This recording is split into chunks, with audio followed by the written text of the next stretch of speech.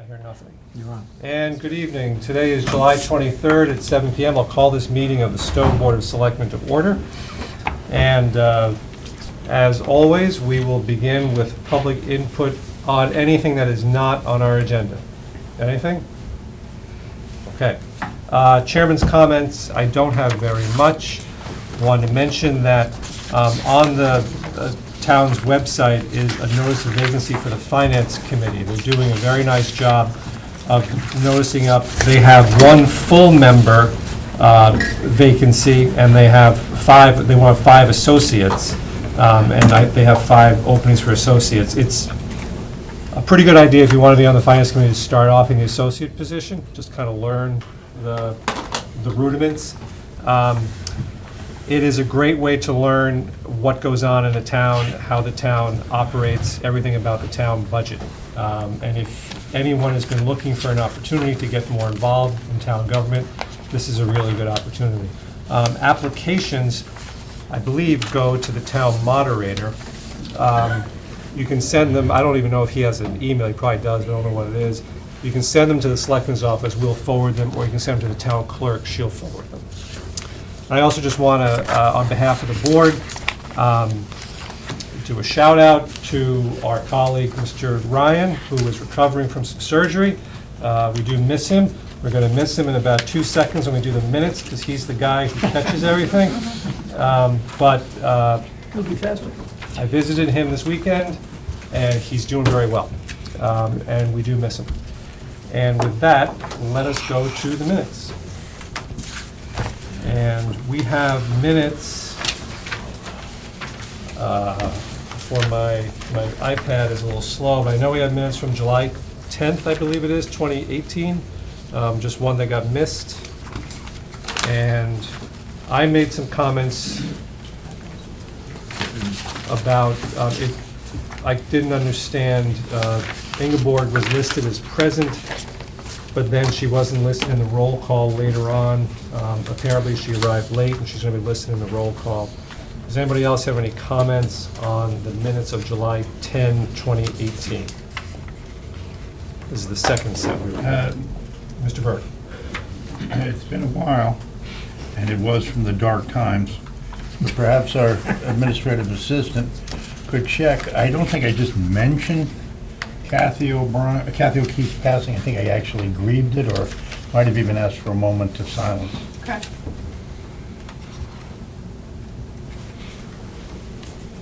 But, I do remember feeling especially bereaved about the loss. What are we- Mr. Chairman, I move to approve the minutes of July 10 as amended. Motion, oh, I'm sorry, do I have a second? Second? Motion been made and seconded to adopt the minutes of July 10, 2018 as amended. Further discussion? Seeing and hearing none, all those in favor please signify by saying aye. Aye. And opposed? Abstentions? I'll abstain as I wasn't here. Excellent, thank you. Very good. So that's 301. By the way, just for organization, just to speed things along, I think we're going to have Ms. Fresha do the motions, and then anybody can second. Is that all right? Sure. Moving back to the minutes of July 9, 2019.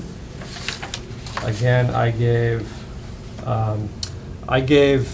Maureen one comment on this. I asked that, and Brian, this might be news to you, at the end of the item on the special liquor license for the Randall Friends, I asked that she add a sentence. I made a statement that because of the advice that we received from town council, until the board passes a policy on alcohol on town property, I do not intend to vote for any more special liquor licenses on town property, with the one exception of the one we were considering that night. So Maureen will add a sentence to that effect. Mr. Burke. Yes, Mr. Chair, excuse me. I of course, was not there, but I did watch the TV rebroadcast of that on Stowe TV YouTube. I saw the comments that the chair made, and I followed closely that discussion. So that was the only edit I gave her. Any further edits on July 9, 2019? Nothing.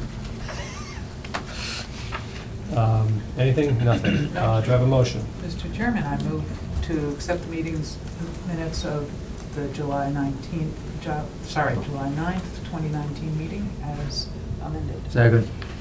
Motion made and seconded to accept the minutes of July 9, 2019 as amended. Further discussion? Seeing, hearing none. All those in favor, signify by saying aye. Aye. Aye. Opposed, abstentions? Right here. Mr. Burke, so another 301. All right, correspondence. Are we doing June 25th? June 25. Oh, is that, oh, the June 20, yes, which we saw but made some comments on. I'm sorry. Quite all right. So Maureen has, yes, there it is. New draft of the June 25, 2019 minutes, which I did check, they incorporated the comments I had made, which I now forget what they were, but I know that they were there. It's the thing about Mr. Zimmerman in the appointment of Council on Aging. Any further comments on the amended, on the minutes, new draft of minutes of June 25? Mr. Chairman, I talked to Maureen earlier on page 2. In the italics, it says, "I move to appoint." That should read Ms. Fresha moved. Oh, okay. And Thank she, I think, has corrected it on her computer already, so that's just Okay. not that. I think that was the only thing I had. Further comments? This is the one with 8,000 appointees. Yes. Do I have a motion on the minutes of June 25 as amended? Mr. Chairman, I move to approve the minutes, they accept the minutes as amended. Second. Motion made and seconded to accept the minutes of June 25 as amended. Further discussion? Seeing, hearing none. All those in favor of June 25 by saying aye. Aye. Opposed? Nay? And abstentions? That's unanimous. Very good. Thank you. Is that it? That's it. Correspondence. Did everybody have a chance to take a look at correspondence? Does anybody see anything in there that they want for a future agenda? I have a question about the MBTA Advisory Board representative, which would be, since we belong to MAGIC, which I have to look up the acronym, there could be somebody nominated from the MAGIC group, which would, I believe, be Mr. Hawks, Yes. to be on that advisory board. So you want this on an agenda? We can't discuss it now. It's not an agenda. Understood. So we just can't discuss it, okay? Not in a substantive way. What we can discuss is whether or not to put it on a future agenda. Magic doesn't have any regular meetings during the summer. Got it. That first one would be September, I believe. I guess I was curious if we were interested to put it on the agenda. Sounds like it's worth the ink to put it on an agenda. So let's put MBTA representative and Magic on the next agenda. Yeah. All right? Okay. Anything else? I saw something from MMA about a proposed change in FCC rules that could affect PEG fees, and Jonathan Diamond happened to be sitting here when I was looking at correspondence, so I asked him to look into it. Mr. Chair, I'm sorry to interrupt, Yes. but I was going to comment on that during my liaison report. Fine, okay, good. I asked, With the chair's permission. yeah, I asked Jonathan if he could write 2 paragraphs for us explaining what it is, because it looked like gobbledygook, but that may not be necessary after Mr. Burke gives his liaison report. Okay. There'll be more gobbledygook. Very good. And now we come to a very pleasant item. We are here to express some appreciation for Ed Tarnuzzer. And Ed?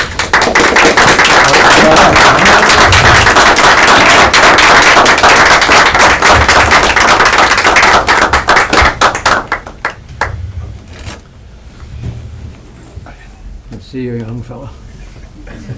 How are you? Chair.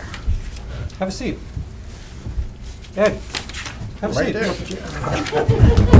Get off that easy. So how does it feel to be stepping down from the ZBA after, not 45 years on the ZBA, but 40, is it 45 years of service to the town? 45? About that, somewhere around there, yeah. So mid-early 70s? Yes. Okay, how does it feel to be, I kind of miss it, you know, Yeah. I'm really gonna miss it. yeah, Been an honor to be able to serve the town, and I hope I've been able to meet your criteria for the positions. absolutely. And how many years on the ZBA?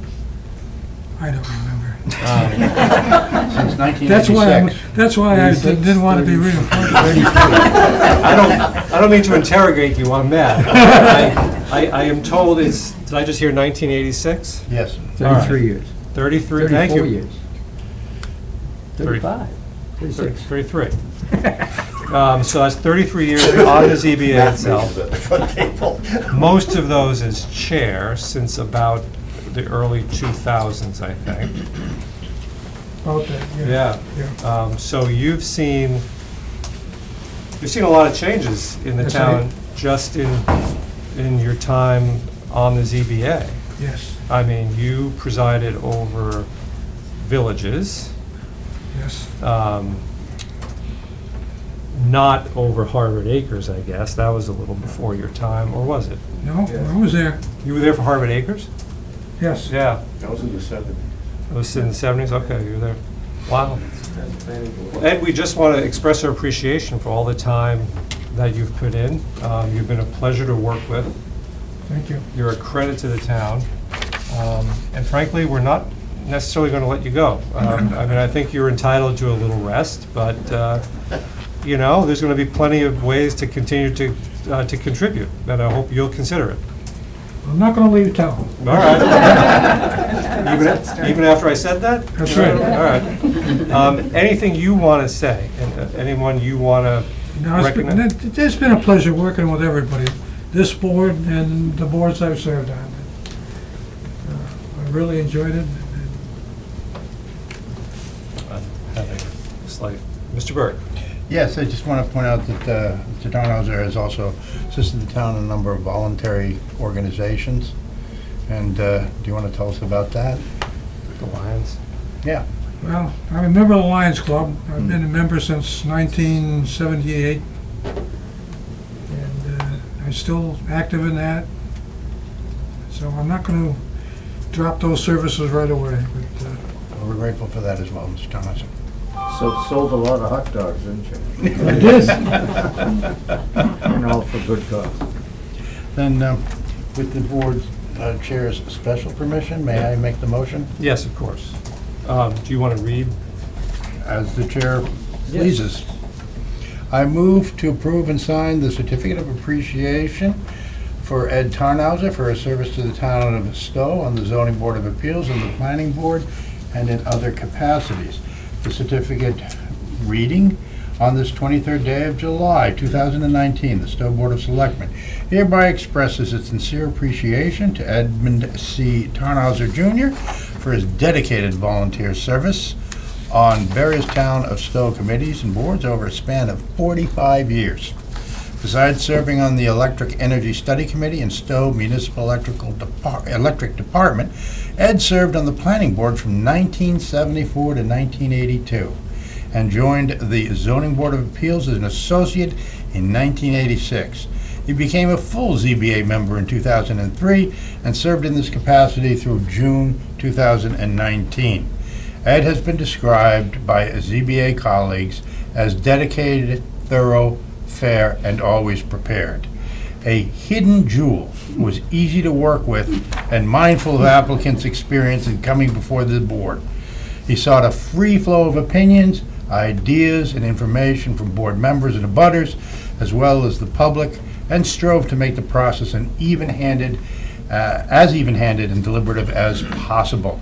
On behalf of the entire town, the Board of Selectmen wishes Ed an enjoyable retirement filled with good health, happiness, adventure, and enjoyment of family. Second.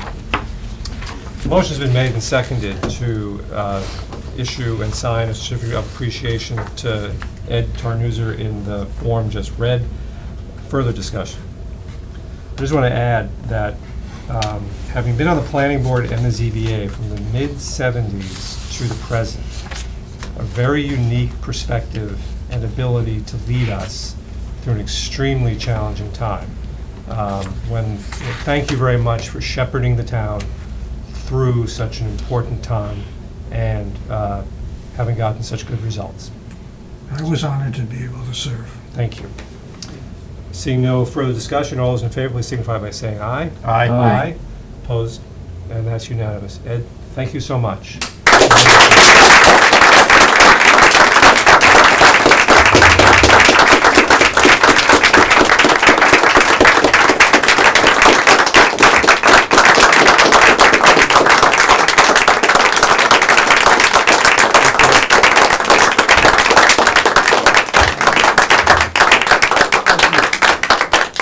We will have Good job. a certificate for you to take home and frame suitably in about 2 minutes. Next, I want to reorder things just a tiny bit. And I want to recognize that our Superintendent of Streets, Mike Clayton, has unfortunately submitted his resignation. Mike, do you want to join us? You have a choice. Good to see you.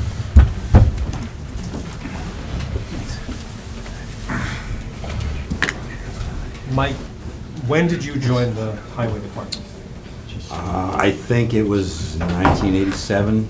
I started part-time when I was in high school, Yep. working summers. And worked your way up from, Yeah, I finished high school, and I went to a year of college, and it wasn't really my thing, so I had decided that there was an opening, so I said I could join full-time, and just started working. so the superintendent at that time, was that Bruce or was that? Superintendent was Bruce, yep. Who's in the He, back? So, yeah, he- so don't say anything bad, because he's there. So, yeah, he was good friends with my dad, and I was looking for a part-time job summers, and he hooked me up, so. Yeah, I think I worked 2 summers there, and then I had started full-time, I think, in the fall of '89, I think it was. So, And then it's you, been a long time. you eventually became the. Yeah, I started assistant as just a superintendent. laborer, truck driver, and eventually worked my way up to foreman, and then when Bruce retired, he asked me if I wanted to be superintendent, and I think that was in 2000. Just want to say thank you so much. I know that you have some new opportunities. Yeah. And it sounds like it's a really great choice, both professionally and personally. Thank you. And we will miss you. It's an important time. I will miss you. I've worked with you on the Complete Streets Committee. I thought we had a lot of fun there. Oh, yeah. It's and challenging times, too. Challenging times. I always, you were always, you were not a guy who would say, not my job, or can't do that. You would always think about it, you would do it if you could. There was always a considered and thoughtful opinion to suggestions that, Right. every I like to suggestion always you think made. there's a solution for something, Right. for everything. Since we have him standing in the back, Mr. Fletcher, you want to add any words? You were the guy who brought this guy on board. Well, I could say that he lasted 4 years longer than I did in the job, Something. which says something. There's only 2 people alive today who know what it's like to be the superintendent of streets in this town. And Mike's one of them, and I think it's a misunderstood job, and Mike knows all the challenges that go with it. He was a quick study, which is why I recommended him for the position back in the beginning. And he was always willing to do whatever needed to be done. He wasn't a guy to say no, and I think, Jim, you just pointed that out as well. Yep. It was always a considered, I mean, it might, in a roundabout way, get to no, but it was always, because not every suggestion deserves a yes, but it was always a considered and thoughtful answer, and and that's really all any of us can ever expect. I want to make sure that I have the right wording for your, You did revise, Jim. oh, thank you. Perfect. I'm going to read the certificate that our office was good enough to prepare for you, and then we'll take a motion. But I just want to say, Mike, I'm going to miss you, and best of luck. Thank you. You're a real asset to the town, and It's going to be tough to replace you. Appreciate it, thank you. Oh, I'm sorry, Mr. Town Administrator. I just want to echo what both of you said. And this is, to me, a cultural condition that's existed since I've been here in '92, and it obviously goes back well before that, which is, and I'm a can-do person being military, but the highway department has always been a can-do department. They don't only talk the talk, they walk the talk. And whenever there was no one else, no other department, no other person that would do what was needed, and it was a search, the last stop was the highway, and it never got past the highway. Mike carried on a tradition that Bruce and probably his predecessor started, which is, they step up, they get it done, because, I hate to say this, but team play is about stepping up, and even if it's not your job, you make it your job, because the job is taking care of the constituents of this town. And that's one thing the highway department has done since I've been here, unequaled. And you always knew if you couldn't find somebody else, you call down there, they'd get it done. They do it right, and they do it without the attendant complaining that others might do if they did agree to do it. And so that's a unique quality. It's a cultural thing. It's one you don't find. It's uncommon today, not as common as it once was. And so that's a tribute to the leadership at the top. And I want to thank Mike for that. Never a complaint that I heard, ever. Mr. Hawks. Just a brief comment. You learned at the feet of the master who learned at the feet of his master. I never saw any department. I worked in municipal government for 30 years before I came here. And I've been in town 33 years. I have never seen any outfit run as thin on money as you guys do.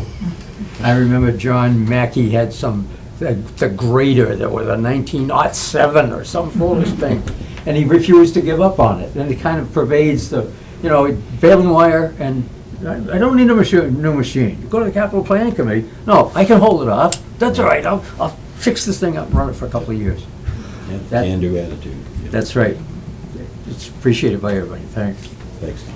That reminds me, I'm on the capital planning committee too, and Steve Jelinek would be upset if I didn't mention, part of what we asked department heads to do is to have a capital plan. What are they going to be asking for the next 5 years? And different department heads are, different levels of being good at that. But one thing that the highway department obviously is a big capital department, and you have always been good at that. At the most, you'll have to move something up a year, but there's never something that we just didn't hear about. You're not looking for a new sander out of the blue. It was on the plan, and you stick to that plan. And that, especially with the town, I always say, our challenges are not the operational budget, our challenges are the capital budget. Yep. That is very, very much appreciated. All that being said, I will read the certificate that we have on this 23rd day of July. The Stowe Board of Selectmen hereby expresses its sincere appreciation to Michael Clayton for more than 30 years of service as an employee for the Town of Stowe Highway Department. Mike started his career with the Highway Department as a teenager in 1988. He worked his way up through the department and was appointed as Superintendent of Streets in 2000. He has always worked hard and has been a careful steward of Highway Department resources and allocations. His care and consideration of the town and its people have been evident to everyone he has come in contact with. On behalf of the entire town, the Board of Selectmen commends Mike for his dedication to the town through many snowy and stormy winters and wishes him much success in all his future endeavors. Thank you. Chairman, I move to approve and sign that in the form just read. Do I have a second? Second. Motion made and seconded to issue a certificate of appreciation to Mike Clayton with many thanks in the form just read. Further discussion? Seeing and hearing none. All those in favor, please signify by saying aye. Aye. And that's unanimous. Mike, thanks very much. Thank you. I'm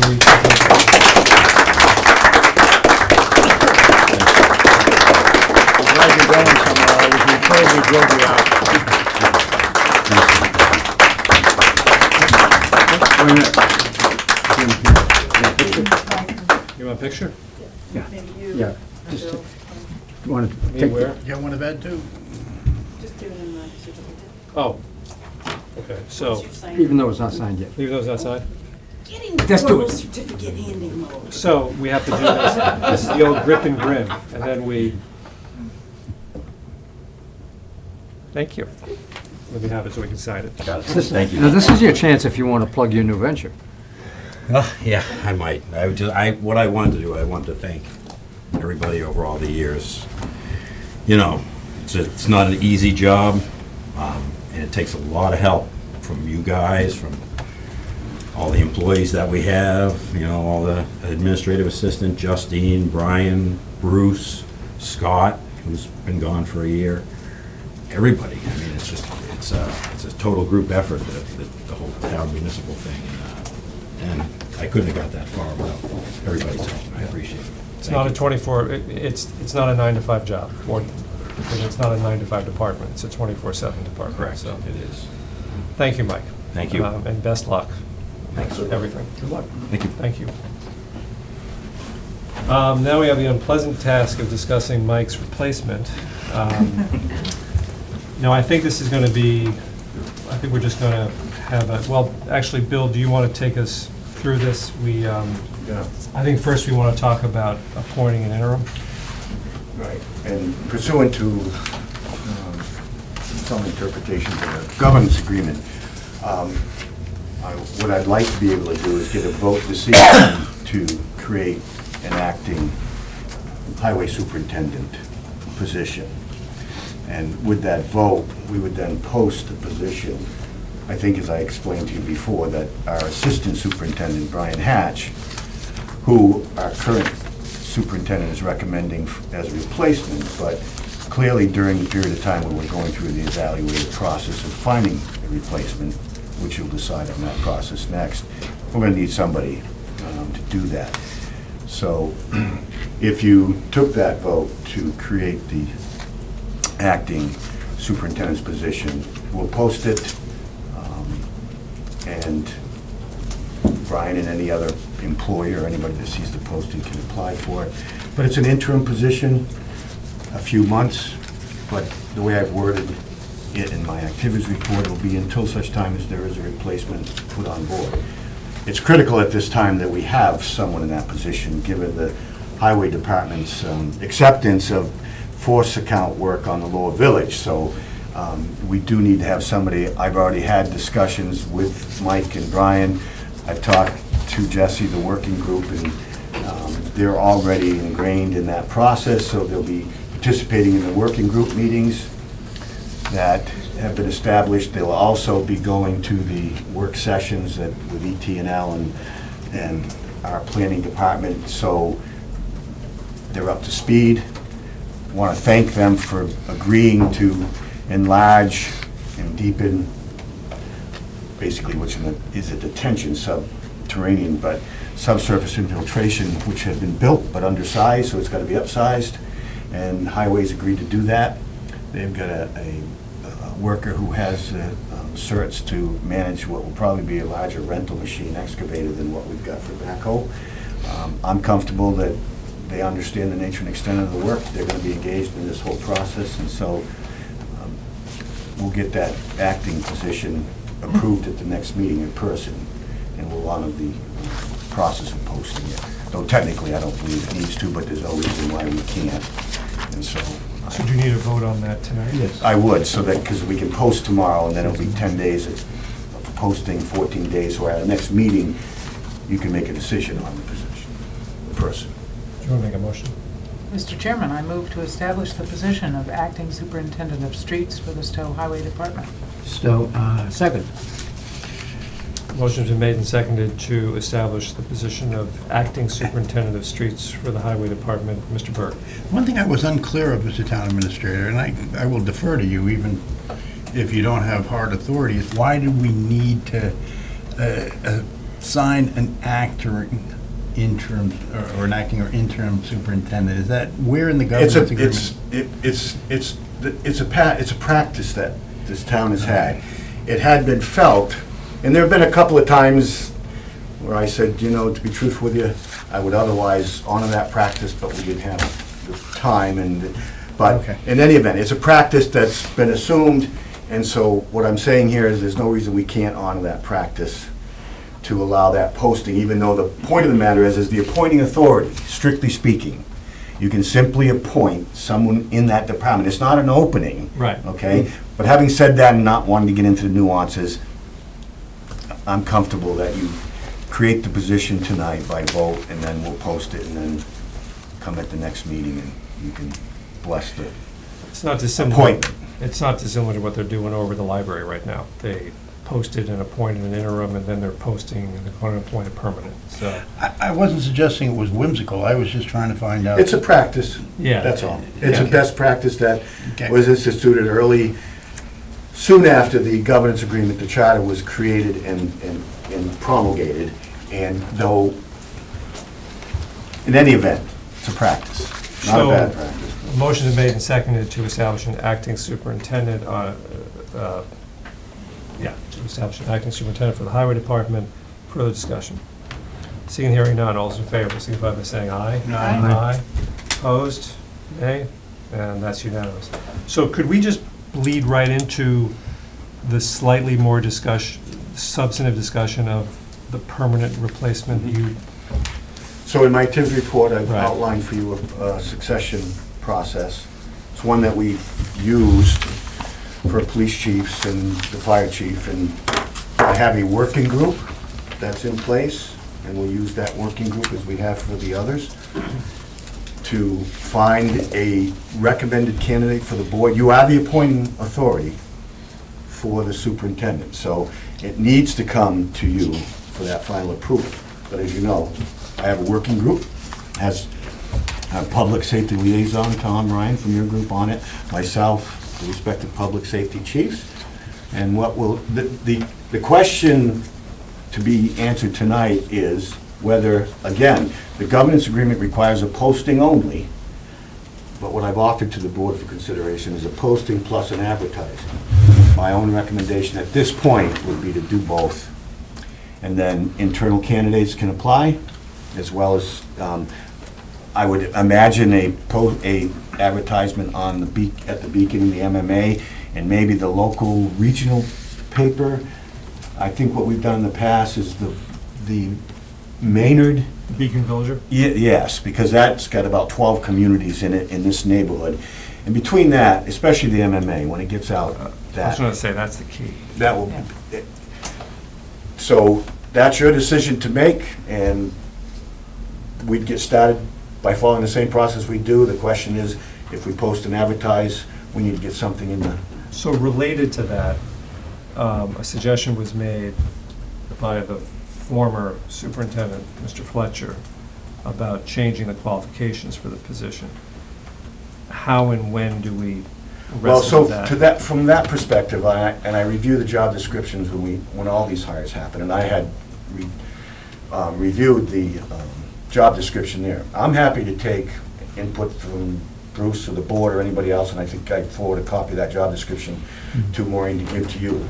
I would say this, in its current form and content, I find it rather comprehensive and broad enough so that, and I'm a firm believer in flexibility, so I don't set minimums. I don't believe, in the end, you can always decide that a preferred candidate or some combination of training, education, experience, and the job description there is pretty comprehensive, but what I did do is I've asked Mary Accardi, who's our consultant for this employee compensation and staffing study, to give me a few samples of what she thinks in her 100 or so surveys that they've done across the state for all manner of positions, some of the best and most comprehensive. But what is important is to understand the distinction, the difference between a DPW and a highway. We've got a highway. Yes. We have a DPW, so we're not going to be looking at those job descriptions. But in any event, I think with some tweaking of what the existing one is, it will give us enough flexibility and range to get the best qualified, experienced,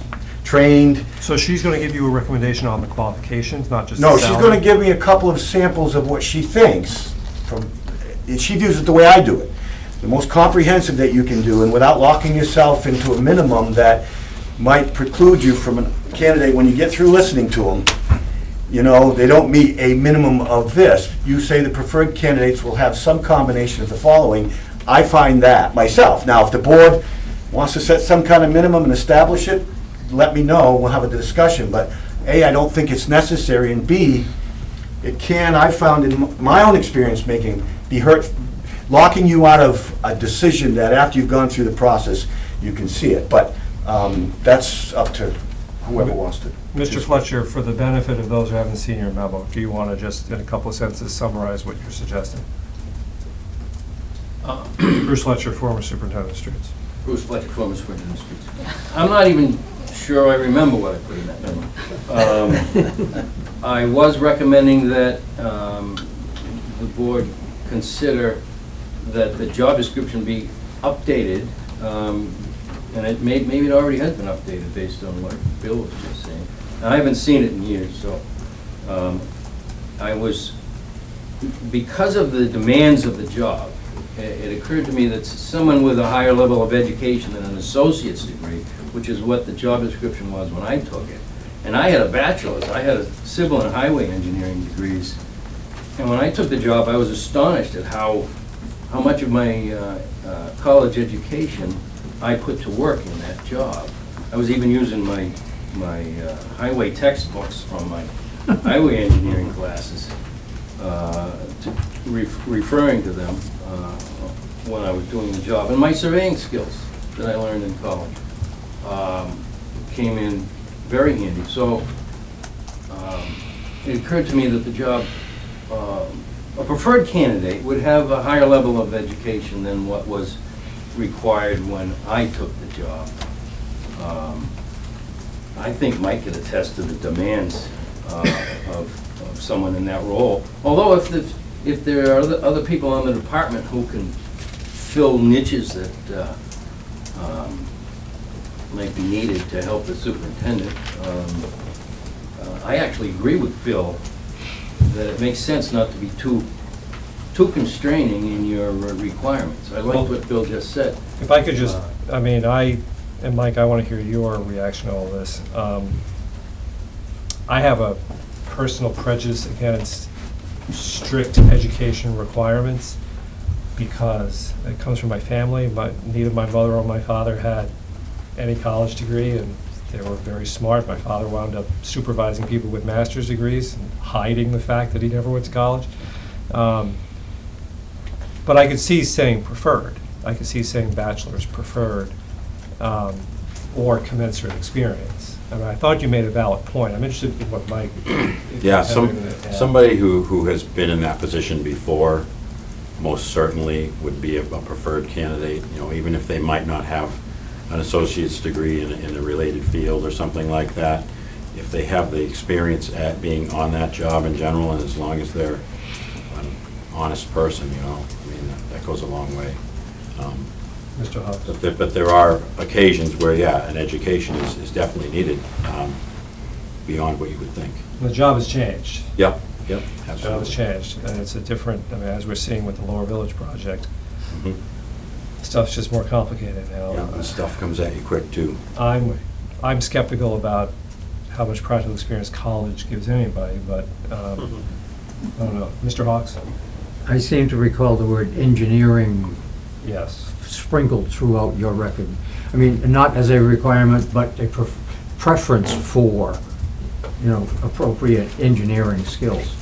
I mean, it might be the case, for example, when you're thinking about this, and I've come across it often, so if you set a minimum on a degree, you take somebody who's been 30 years on the job, they're half-ass engineers, and I don't mean that as a criticism, and they can survey because they've done it. These are things that and in most larger projects, we're hiring engineers to begin with.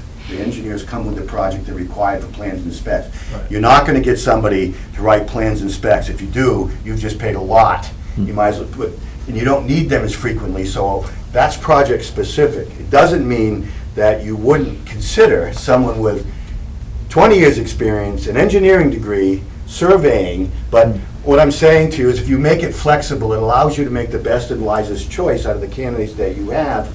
Once you've met them, and you're weighing the advantages and disadvantages of each candidate. You don't know that till you've gone through the candidates. But what I can tell you is if you've set a minimum, you've got to honor it. And I've seen too many times where I would have been stuck having to hire somebody that I didn't think was the best qualified Yep. by doing that. And so that's all I'm saying. And I think we can get there from here on that. Mr. Berg, you had some interest in this topic. You have anything to add?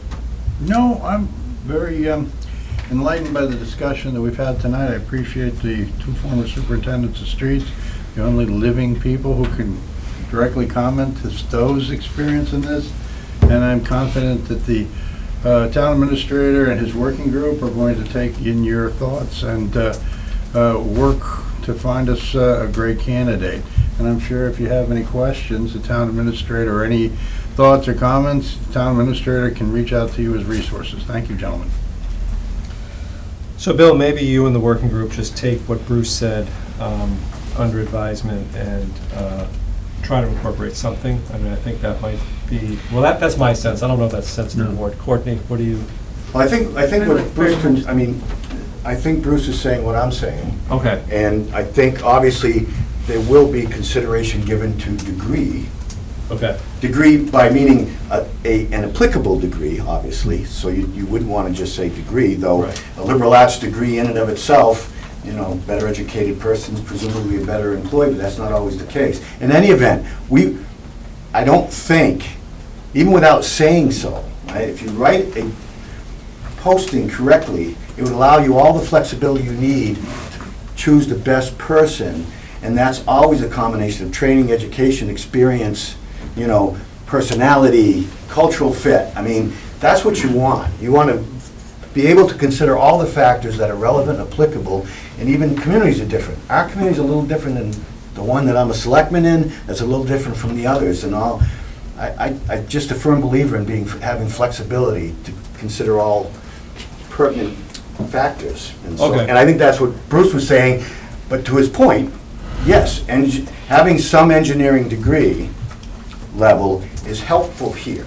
But what I'm saying is, that may not be as important to us. Again, on a cost-benefit, looking at the number of times that we have to use engineering services, most of that time, most of it, the larger projects, we've got engineers in any event. We're not engineering our own projects. Now, simple engineering training is going to enable you to dig a hole more properly or put a catch basin. I can attest to that. I don't have an engineering degree. Right. Yeah, with a little bit of schooling, you can learn a lot of stuff that applies to that job, certainly. So I think we're pretty much all on the same page on this. Bill, and I need to, what, pardon? I agree as well. Okay. And I need to move on to the next big item, but Bill, what is the next step in this process? So at this point, you take a vote to post and advertise, or post, and then we get started. So moved. Second. Motion made to post the position of permanent highway superintendent. Post and advertise, or just post? Post and advertise, correct? That is the Correct. motion? The position Discussion. of permanent highway superintendent, further discussion. Do we get the cart before the horse? Are you going to get the revised job description so that the minute you post it, somebody can say, I want to see which comes first here? By the time that we get, so the advertising in part's going to include the Beacon, which doesn't appear until the next one we can meet is the first week in September. So you will We'll already have whatever tweaking is going to be done to that job description Okay, that's fine. in a few days. I mean, this isn't a rework or a rewrite. But wouldn't the posting then go terminously with the advertisement? Yes, So- I'm just asking you to take a vote on that. Yes, I'm going to okay. time it up for you. All right, okay. Motion second and ready for vote. Motion made and seconded to post and advertise the position of permanent highway superintendent. Further discussion. Seeing none, all those in favor, please signify by saying aye. Aye. Aye. Opposed, nay. That's unanimous. Thank you. I don't see Kathleen O'Brien here for our... Oh, I'm sorry. She's hiding. She's there. Kathleen, I don't want to keep you waiting then. Why don't you come on up? And Kathleen is a candidate for the Council on Aging board, and she is the only candidate. I like your chances. Thank you. Not that I wouldn't do anything, but- Hi, Kathy. Thank Good you. to It's see good to Thank you, see Mike. Hi, Kathleen. Next time I have to stand taller. Thank you. You can have a seat. So, do you want to say anything about why you want to be on the Council on Aging? Anything particular? No? I'm just- very, very proud of the COA and all the things they do. You're our liaison. They do many, many wonderful things. I'm sure all of you know that you can get and want anything you need at the COA. Yes. Alice's Restaurant. Right? Even better. Well, some amazing services, including, in particular, transportation. Yes, And you've been going to their meetings for quite a while, correct? yes, I was Associate? an associate. Yeah, and before that I was the council, Okay. the Friends of the Well, council. thank you for stepping forward on this. Any further discussion? Mr. Burke, as Yeah. liaison.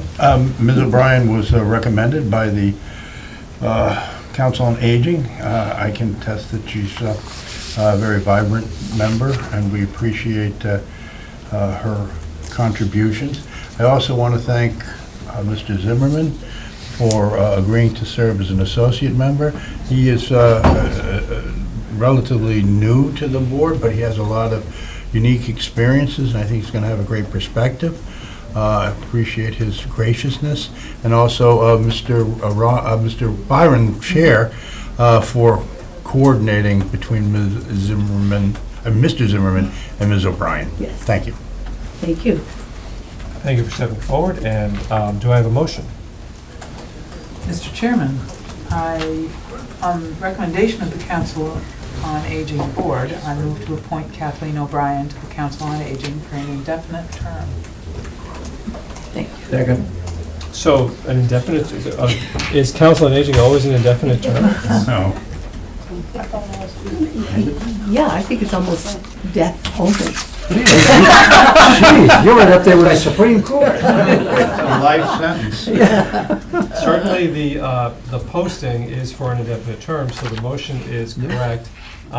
That's how it used to be with the ZBA, and we revisited that. We may want to make a note to revisit that. It just doesn't seem to be a good idea to have any board be for an Forever. indefinite term. Yes. And we managed to change it with the ZBA without tossing anybody off the board, of course. So maybe we should put on our list of things to do, or our goals, to change that. But in the meantime, In the meantime, that motion is perfectly appropriate. It's been made, I think it was seconded. yes. Motion made and seconded to appoint Kathleen O'Brien to the Council on Aging Board for an indefinite term. Any further discussion? Seeing and hearing none, all those in favor, please signify by saying aye. Aye. And congratulations. Thanks. Thank you. Thank you so much. And, good to see you doing so well. Yes, thank you. Yes, very well. So we have a lengthy item coming up next, which is the appointment to the Lake Boon Commission. I am going to order a 5-minute recess, because we are going to be here for a while. I don't know about anybody else, but the chair needs a 5-minute recess before we start this. So we'll reconvene here in 5 minutes.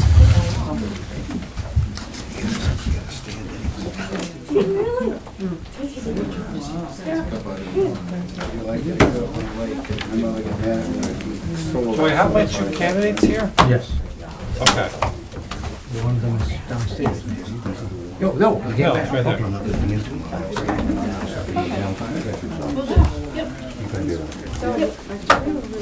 So since we have the whole board here, and the town administrator and the 2 candidates, we might as well get started. Jonathan, back on. So we have 2 candidates for an open seat on the Lake Boon Commission, Daniel Barstow and Richard Cummings. I would like to do this, and what we've done before, I'll have each of the candidates come up to the table, alphabetical order, I think, one by one. Give the board members a chance to ask, first have the candidate make a statement, hopefully of a reasonable length, but I'm not going to cut anybody off. Have the selectmen have a chance to ask questions. And then the next candidate, statement, questions. Then I'll take comments from people in the room. Word of warning, this is not a public hearing, it's a public meeting, meaning that not everyone in attendance has a right to ask a question. So I'm reserving the right at some point to say, that's enough, we're going to a vote. what I plan on doing, if it's going on for a while, is sort of looking at my fellow board members, and if almost all of them think that they have heard enough to take a vote, I'm going to go to a vote. Does that sound fair? Okay. So, Mr. Barstow. Mr. Barstow. Mr. Barstow.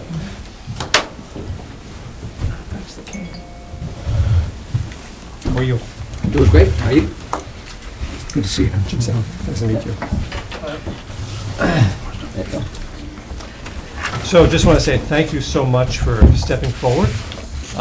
We do have your letter, but why don't you tell us a little bit more about why you want to be on the Lake Boon Commission, your background in town, what you do, your relationship to the lake, if that makes sense. Please, go ahead. Sure. Well, first of all, thank you so much for taking the time. I also want to say, I know Dick, and you've got two choices, and I think either one will be fine, so, that's your choice. And I also, I know that the Lake Boon Commission made a recommendation for Dick, and I respect and honor that, and if that's the decision you make, I will support that and look forward to the next opportunity for an opening. Having said all that, I'd love to do the job. Lake Boon is a gem. It's a wonderful resource for the town. My wife and I have lived there for 26 years. We greatly enjoy the beauty of it and the community.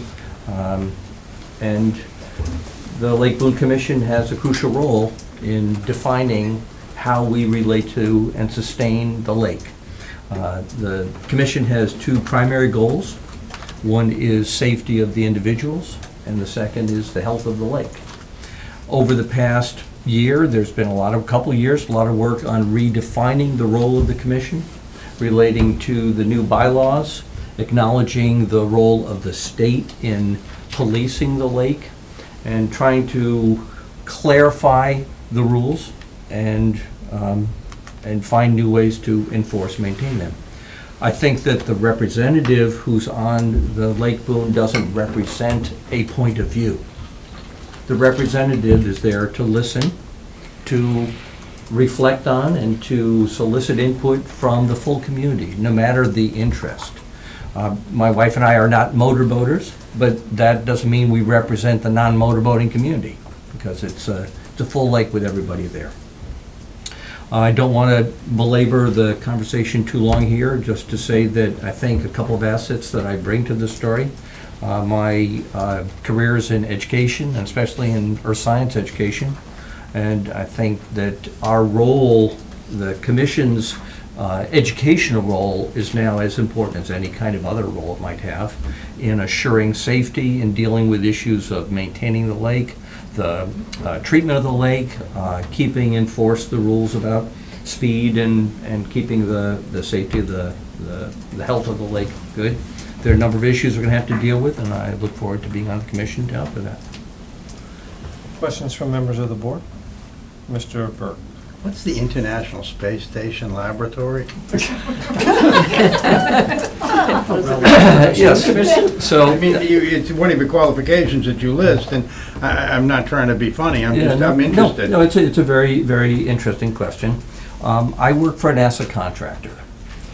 We have a long-term agreement with NASA to support large-scale use of the International Space Station. As you may know, it's been in orbit around the Earth for about 18 years. It's an international project. It's a huge engineering project. The U.S. National Lab is the portion of the space station that is operated and managed by the United States. I'm the senior education manager for that national lab. And in that role, we try to promote large-scale use by students to design, build, launch, and operate the space station. We also do Earth observations, including we have a few photographs we've taken of Lake Boon from space. Well, I mean, it's nice to know that we have a resident of Stowe with that employment experience. Other questions from members of the board? What do you see as the biggest challenge a year or two for the lake? Well, I think the major challenge we have to do is dealing with the changing in the enforcement situation we have. As the discussion came up at our yesterday's meeting, dealing with, wakeboarding and some of the other issues around maintaining the safety and so on of the lake is now, it's maintained by the state, not by our own. We have our own policing ability in collaboration with the town, but I think we have to redefine that role. That's one piece. Second is that the health of the lake, just from the treatment that's going on, I think it's been well managed, and I think, Dave Gray especially has done a great job as an expert, but I think we need to continue to do that. We also have issues that come up that are actually the responsibility of the selectmen and the town to, for example, the dam that has to get repaired, but the Lake Boon Commission needs to connect with that. And, those are some of the issues that I see as important. What's your relationship to the lake? How do you recreate on the lake, if at all? Right. Well, the lake is a beautiful lake. So our primary means are kayak and our dock. We live on Pine Point Road in First Basin, and it's just a treasure to go there and just enjoy that. That's our primary, some swimming as well. But again, I want to say that I would view my role on the commission is not to represent that point of view, but to be representing everybody and listening to different perspectives, because it's for the good of all the residents of the lake. Do you have a particular way that you would reach out to educate different groups about how to coexist, how to enjoy a collegial, revisiting of the regulations or the implementation of them? Yeah. Well, first of all, any kind of education endeavor, putting energy into it, no matter what you do, helps achieve that goal. But I think we do not want to, there's sort of some rumblings of whether there's a split around different communities around the lake, but we're all one community. I really think that neither Dick nor I will advocate position A or B, but rather that we work with everybody around the lake. I don't know if that's answering your question, but that's... Good enough? The issues at the lake, though, have sometimes been rather contentious. And at various times, I think it's fair to say that the community there has been divided, often based on the nature of their use of the lake. As an educator, as a manager, how would you approach, when faced with those, if faced with those divisions, how would you approach that? First of all, I want to say that the Lake Boon Commission doesn't operate by itself. There's also the Lake Boon Association, which is not a formal governing body, but which in fact is an organization that represents the larger community. I think engaging the full community is an important piece of that. I also think it's important to approach this as searching for common ground. I think we all agree that maintaining the health and safety of the people on the lake and enforcing and respecting through a common respect the bylaws, assuming they're approved by the town shortly in town meeting, is it's a tone of collaboration, not of confrontation. Thank you. Mr. Hawes. We appoint the patrol officer. Not we. Yes, we do. We appoint a special police officer as patrol officer for Lake Boon. Who's we? Pardon me? We being We, the board. of Yes. Selectmen, okay. Yes. That individual, We just did it a couple weeks ago. yeah, that, Okay. In the big Yeah. long list. in the stretch of recent history, Lee was a member of the commission until the state kind of drew a demarcation of a conflict of interest. That's where we kind of came to. And I still am amazed at the lack of communication. I mean, yes, it's up to us to know the law, But when we had somebody from environmental police sitting in front of us saying, we changed the law in 1989, you should have known that. You know, on the 75-foot versus the 150. We have a lot of educating to do at various levels, I think, interaction with. But it has changed very much. When I did a 12-year sentence on the Lake Boon Commission from 84 to 96, and then most recently did one that just concluded. And things have changed an awful lot on that. The commission does not have any direct control over what we hear from people about all the time, problems. It's important to say to you, and this is a general comment, and it was said last night, but as many times as we can say it, if you see something, call the Stowe Police. Do not call Hudson Police. Do not call one of the commissioners, because all they can do is call the police. If there is a trend of something going on, be it jet skis are a particular problem in certain areas. The aforementioned wake boats are certainly in that category. The only way that, in my experience on the commission, that we as a community are going to be able to do anything is to have some data. Now we have apocryphal stories. How many calls did we get? Oh, I don't know. We had one last week, and so somebody told me about.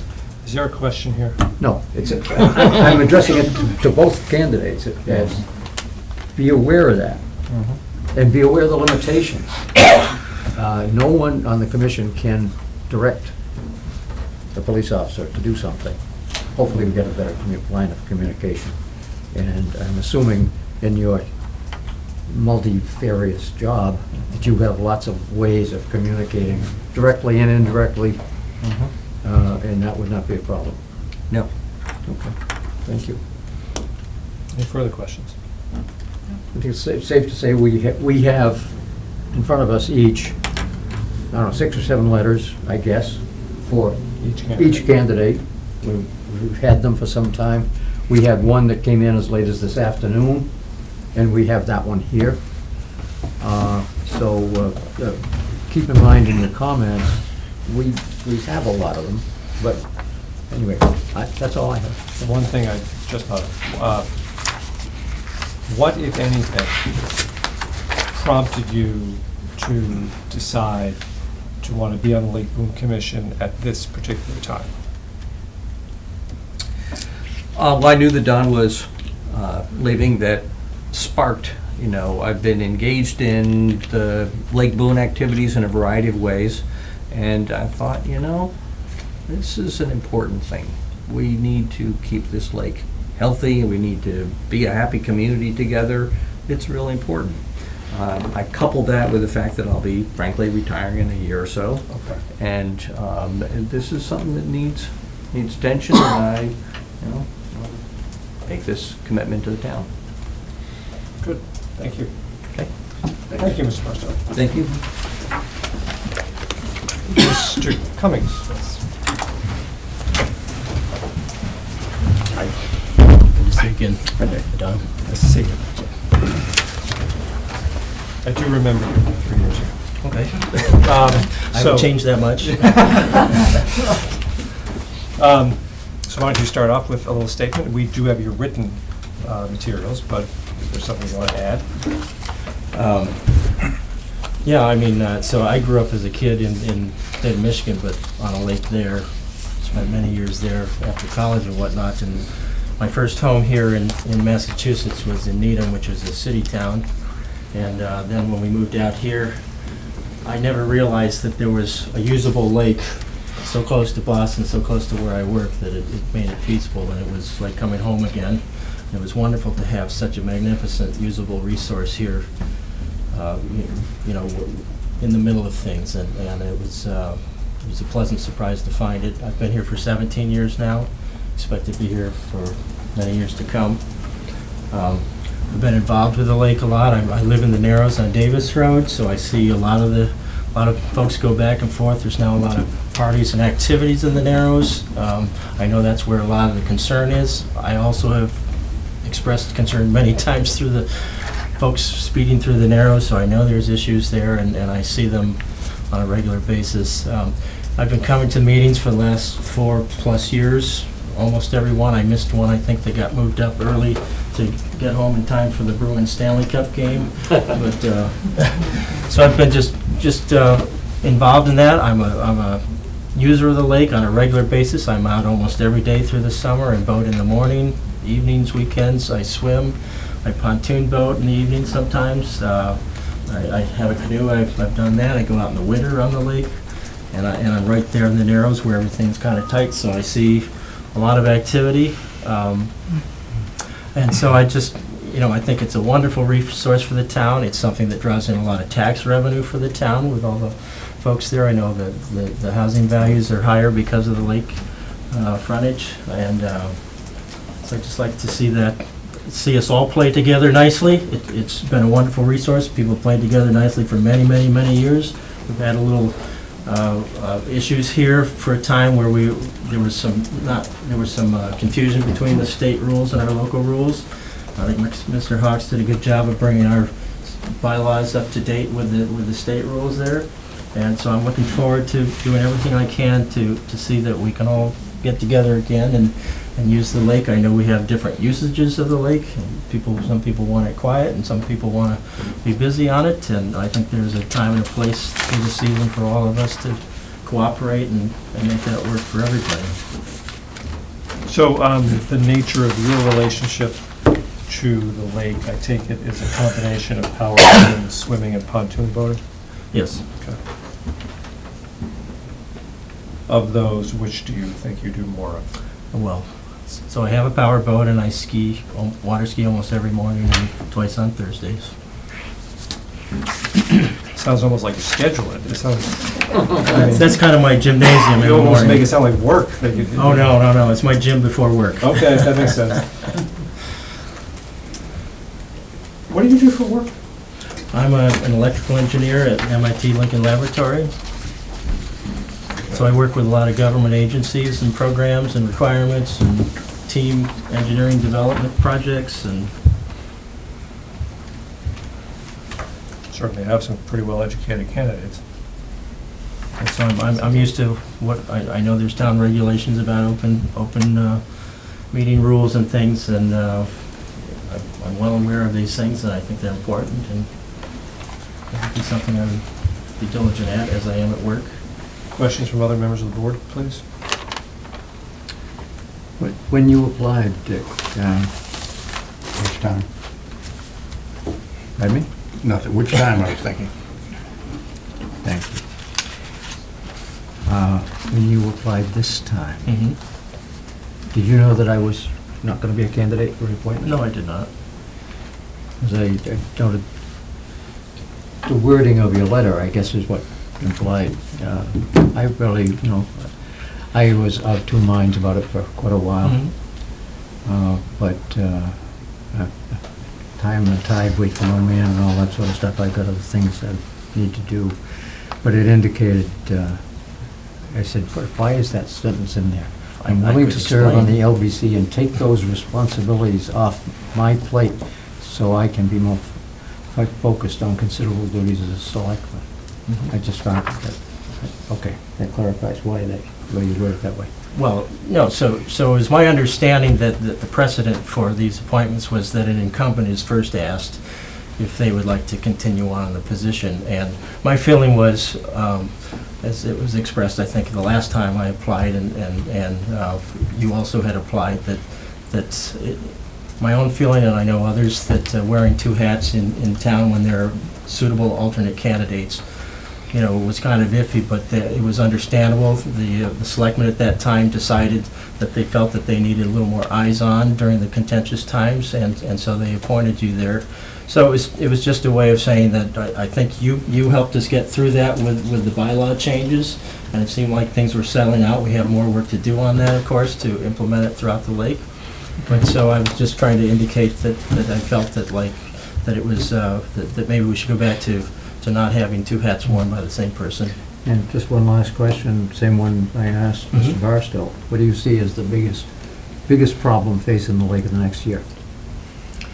Well, I mean, so there's a number of things. I've been starting to drive around the first basin. I spend most of my time boating in the second basin. I live in the Narrows. So I've started going around the first basin because there's been a number of issues that have come up at the commission meetings I've been to in the past years there about some of the bigger boats and the erosion around there. So for example, just last week, I went around the first basin. There was one of the boats with a wake surfer behind him, which is one of the biggest wave generators. So I was kind of like, spent some time at the shore where the waves were going to see what kind of effect that was having. I was kind of out more near the surfer at a safe distance, of course, and just trying to observe. And I know that these are concerns for folks, especially in that basin. I think more of the tubers and wakeboarders stir up waves. So I was just going around trying to learn what some of the boats were that I see go quickly through the Narrows where they live. Just to educate myself and to become more familiar with activity on the first basin where I think there's more of these erosion and large wake problems. So I think that for me, what I've seen is, along with the erosion and the big waves there's quite still, and maybe increasing this year, there's quite a bit of faster boating through the Narrows than there should be. And I've heard neighbors, they holler and scream, slow down, and people seem to be oblivious. Some of them I know are on-lake people, and if I identify where they are, we could go talk to them as a commission and maybe clarify that. There may be some that are off-lake that might be a trickier problem, but we'd see if we could come up with ways to mitigate those things. I don't see that we've got the quiet hours established now in the rules. So there used to be confusion on Columbus Day because the rules, our bylaws weren't very clear on that. That's now specified very clearly. So Not until town meeting. once those get passed, I'm assuming they're going to go with you there. Administrative glitch in getting it done at town. So I know there were issues in the past because that wasn't clear, and that seems to be clarified now once we get those passed. So I think that just continuing to get everybody to play together, try to speak to those who are taking liberties with that. To be frank, even when there was a 75-foot clearance in our bylaws that was closer than the 150-foot clearance required by the state laws, I still saw people going 20 feet from people. So the boaters who seem to be not paying attention to their spacing, it doesn't matter if it said 75 or 150. The people who are paying attention, the 150 has been no big deal to transition to that. So I think what needs to happen is we need to focus on those, maybe more so the off-boaters. As I get more familiar with who lives on the lake and who doesn't, we'll be able to keep a better track. But to pay attention and try to speak to them. I've also, through these years, I've had some long conversations with Detective Sergeant Mike Salisi and with Lee Heron, so I've got some pretty good working relationships with them now. So if they need to be called in, I feel very comfortable calling in the resources from the police department. Do you think we need more patrol hours or less, or? They did pretty good this year. They were out during some of the busy times, and in other years, I think sometimes they were out once everybody was all quiet and gone, and then weren't there for some of the busy times. But I did see them, and this is the other thing is that as a boater, I could take a shift or some shifts and help out. I know Conray and Lee both take turns. Just driving the commission boat around for visibility's sake, I think helps. And especially if I can help out doing some more shifts of that, driving around just for visibility and speaking to people as needed, that would go a long ways. Thank you. Brian? I want to ask you one or two of the letters that we've gotten indicate you may have a social relationship with one of the existing commission members, Mr. Worf, is that right? Yes. So, I mean, that's, for most people, that's not a secret here. I water ski with his wife mostly. Conray is not skiing much, but he drives sometimes and comes down and Thursday night parties and things. So I am social with him. I'm on church boards for the business boards, the 5 members like you folks for my church, and I'm friends with them, and I still think for myself, and I have my own input and do my own research and make my own recommendations. So I think for myself, we're friends, but that doesn't, I don't see any way that impedes my ability to function here. As was asked last night, and it was a good question by Chris Craven, that how does that jive with, if I spend a lot of social time with him, how does that jive with the open meeting rules of talking? And I brought up that where I work, I have security clearance, and they're very strict rules, and every day these days, for the last 30 years, every day I have to think about what I can say to whom, where I can say it, how I can say it. So I'm used to being very watchful and diligent in that. And again, the open meeting rules I think are very important. I appreciate that they're there so that I know, as a member of the town, that other folks aren't talking privately about things. That's very important. I haven't been trained, so I don't know all the details, but I don't see that as being anything that would be difficult. I've practiced it regularly at work. In some cases, I've had to tell my boss I couldn't discuss something with him because he didn't have the proper need to know. And just an observation for both candidates, that whoever is successful in this will require, you have to work through the town clerk, and you're required to take open meetings law and ethics updates periodically. My ethics training at work is exhaustive. Okay. And reviewed regularly. Same question I asked to Mr. Barstow. What prompted you to apply to be on the commission at this point in time? Well, I mean, I applied 3 years ago, and again, I felt that as Don was finishing up a 3-year term here, and he was wearing the hat of selectman, that I felt that that was an appropriate time to step back in. But I've been involved all the time, coming to almost every meeting. Any further questions from the board? Okay. Thank you, Mr. Cummings. Sure. Appreciate it. Before we go to general comment, Ms. Kravlin, anything you want to add? The commission, the 2 existing members, did make a recommendation. Do you want to add anything? Yeah, so I would just add, as we mentioned in the recommendation, we felt we did have 2 strong candidates. I would say, from my own perspective, there were a couple of things that were raised from Conway around kind of criteria or something that was important that I didn't feel was important. So, for example, where someone lives on the lake, being in the Narrows versus anywhere else, was not a criteria to me. And also whether you're a motorboater expert or that sort of thing, taking on more responsibility for the patrol boat, that was not a criteria for me. So just by way of explanation, given that I didn't have a lot of experience with Dan and much, we at least have had the experience of Dick being at meetings, that's kind of where the edge went. But I want to be very clear, I don't think that being a power boater is a criteria. I don't think living in the Narrows is a criteria either. So that was just, I want to just convey what my thinking was in that space. Thank you. Yep. Mr. Wharf, do you want to add anything? Yes, please, Mr. Chairman. One of the things I probably didn't express really well last night was the operational aspects of running the lake. So if you really think of the lake, there's several things we do. The health of the lake is key, and that's drawdown, and that's weed management and education. There's a whole ton of things we do there. But operationally, maintain the lake safety, the buoys. There's 6 buoys that have to go in and out every year. There's actually going to be 8, I think, when we're done. Someone's got to do that.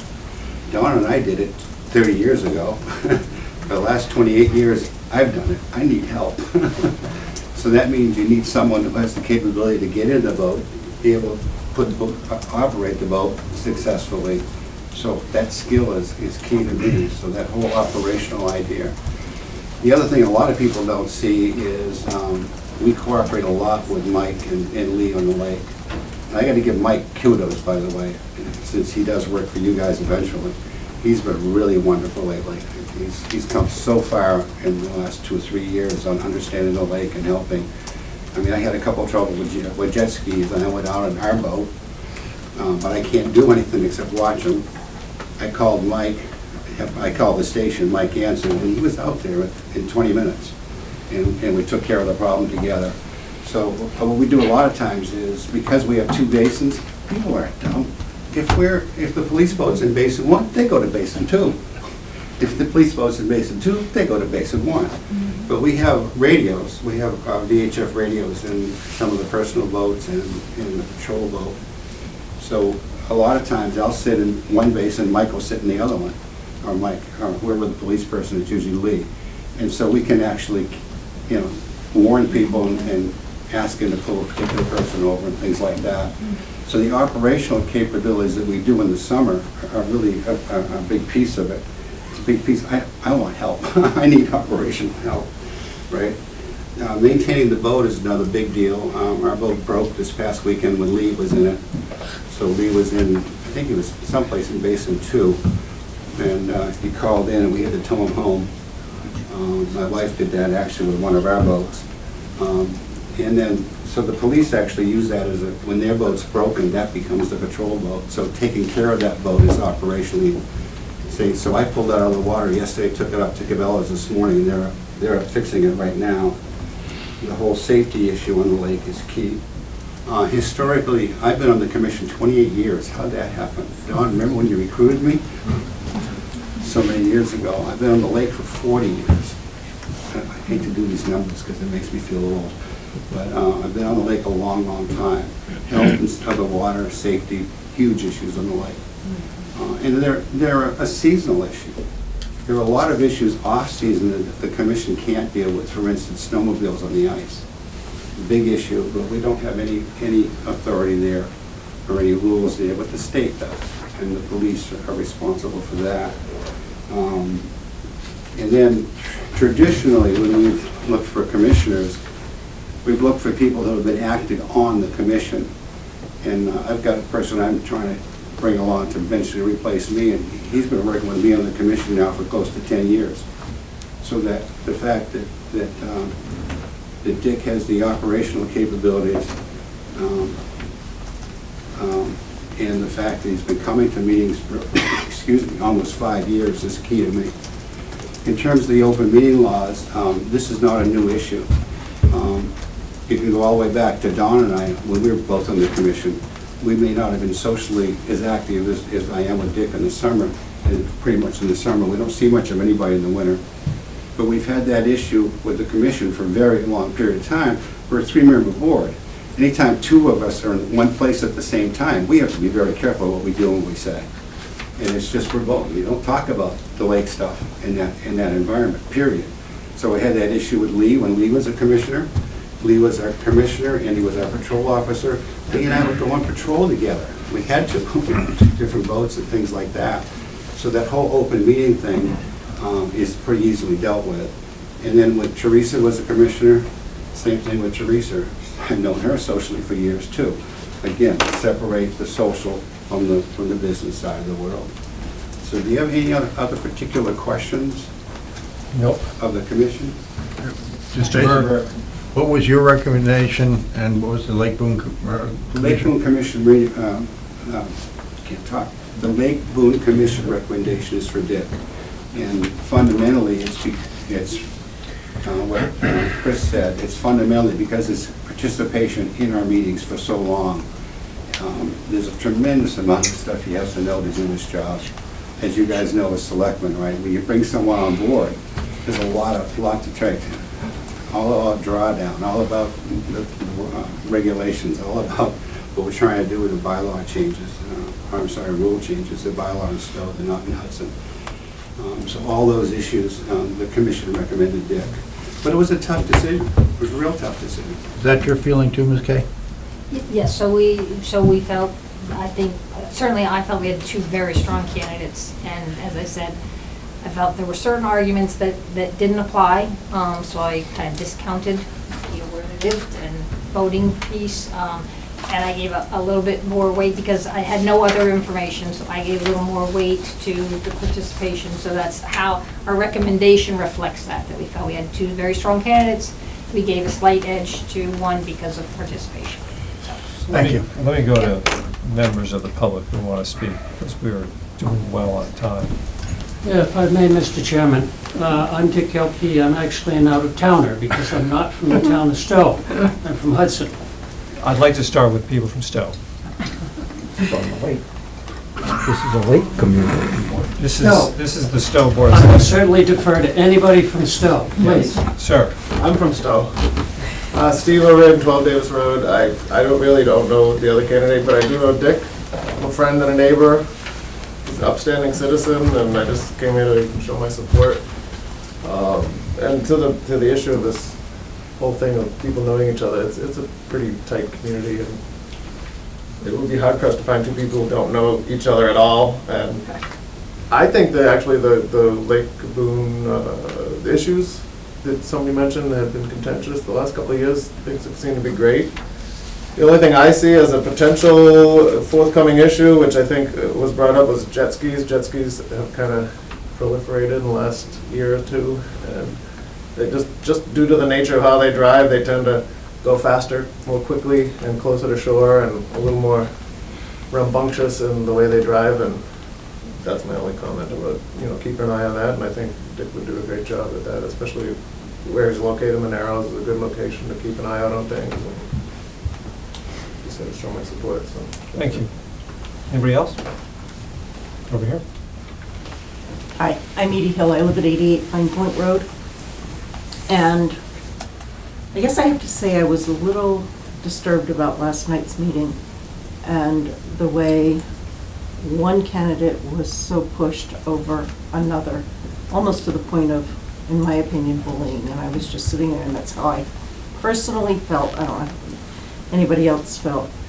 I'm concerned about the personal relationship between this person and I'm sorry, I don't remember the name. And Mr. Dick. Ward. And Dick, it seems as though the motorboat issue, the wakeboard issue would be something that they would be so in favor of, potentially to the detriment of other opinions and other points of view. And it seems to me if you have Dick and Conrad on the board, it's more like having one opinion rather than a board with 3 different opinions. So personally, I'm opposed to Dick, and I think Dan would be a much better candidate, not only because of his scientific background, but also his educational background. And the fact that he does bring a whole different perspective. He's not a voter. He enjoys the lake. And that's pretty good for me. That's okay. Thank you. That's how I feel. Thank you. I didn't mean to put a gag order on anybody from Hudson. I just wanted to hear from a few people from Stowe first. The gentleman whose name I forget, who was from Hudson. Do you want to still say something? Thank you, Mr. Chairman. I'm Dick Elke, Lakeside Ave, Hudson, and I pretty much know most of the actors. Actually lived next door to this guy for as long as he's been at the lake. And I guess I can say I've been at the lake probably longer than anybody, except me. Except you. Probably close to 80 years, about as long as I've been around. And I have seen the changes that have taken place, and I've written about those. I'm the historian that has done most of the things that have happened here. And I'm certainly not against changes, but I have seen them, and I've seen what's happened over the years. And most of the changes that have taken place is due to us and what's happened. And you have been the recipient of much of that. The erosion that's taken place because of the enormous wakeboarding and boating that's gone on. It's progress, I understand all of that. But there has to be some kind of intelligent use of what's gone on here at the lake. And certainly that's not happened. We've got to have some kind of intelligent use of the lake. I'm not a skier, and I'm not really against skiing, but we've got to have some kind of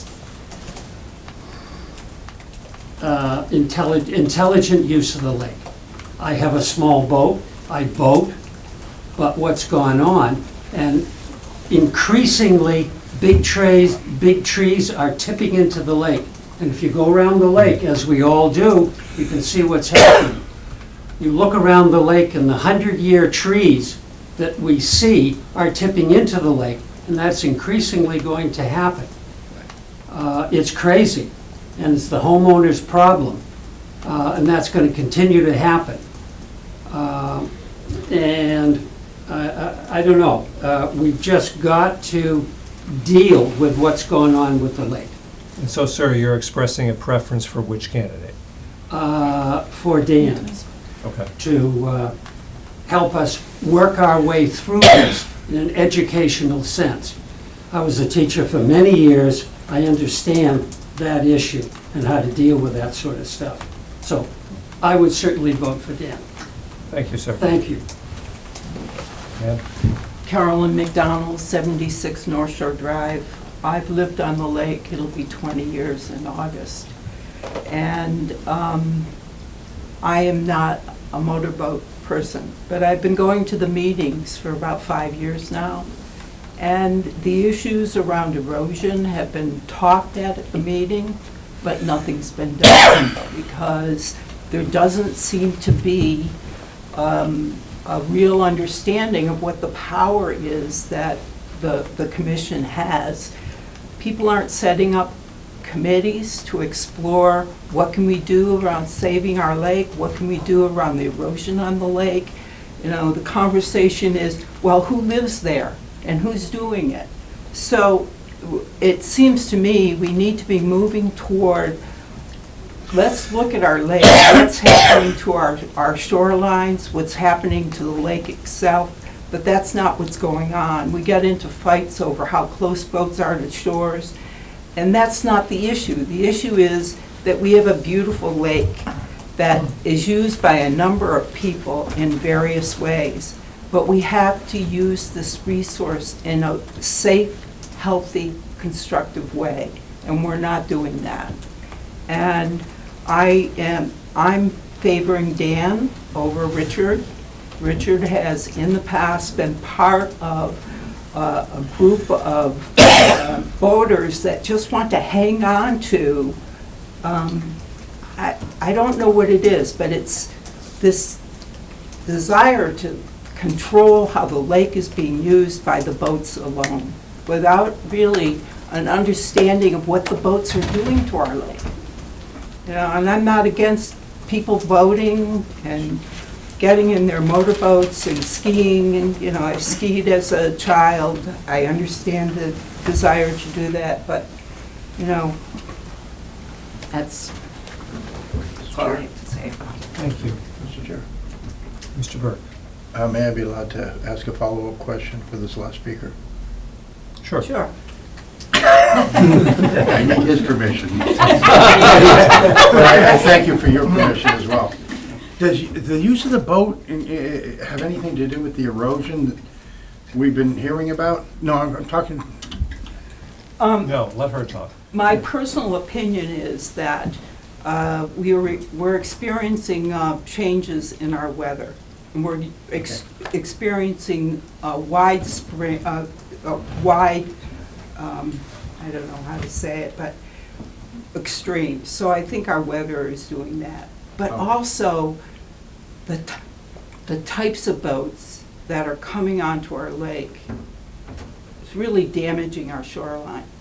And how they're being used, damaging our shorelines.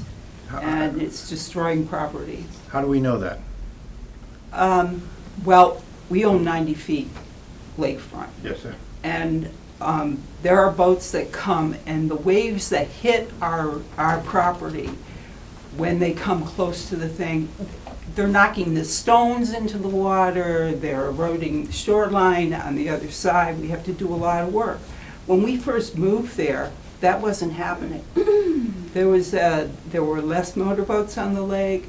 people seemed much more respectful about distances from the shoreline. And I don't see that happening. Thank you, ma'am. Thank you, Mr. Chair. Mr. Chair, could I make a follow-up?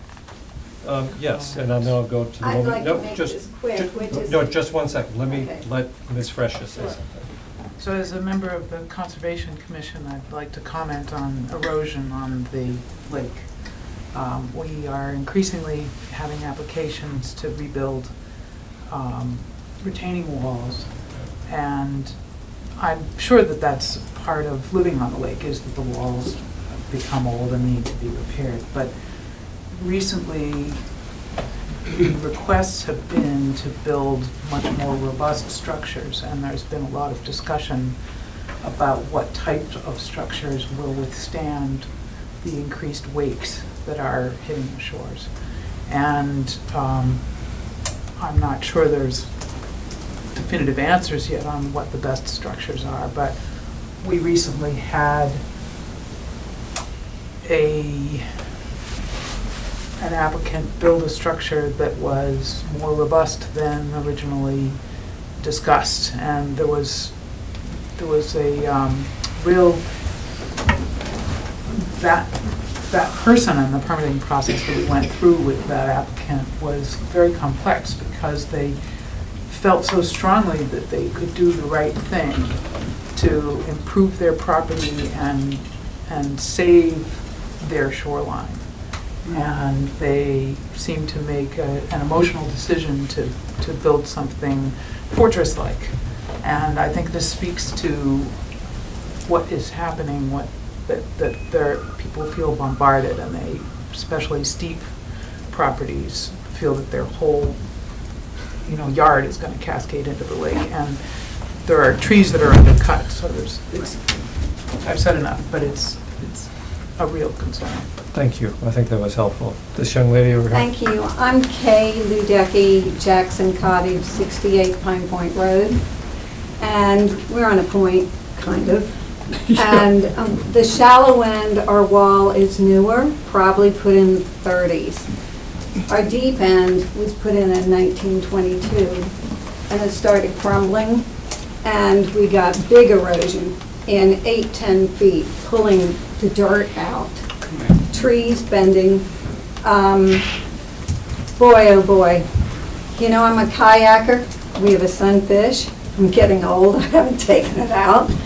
I grew up skiing on the lake, so I can look at it. I grew up every summer at the lake. We always canoed, kayaked.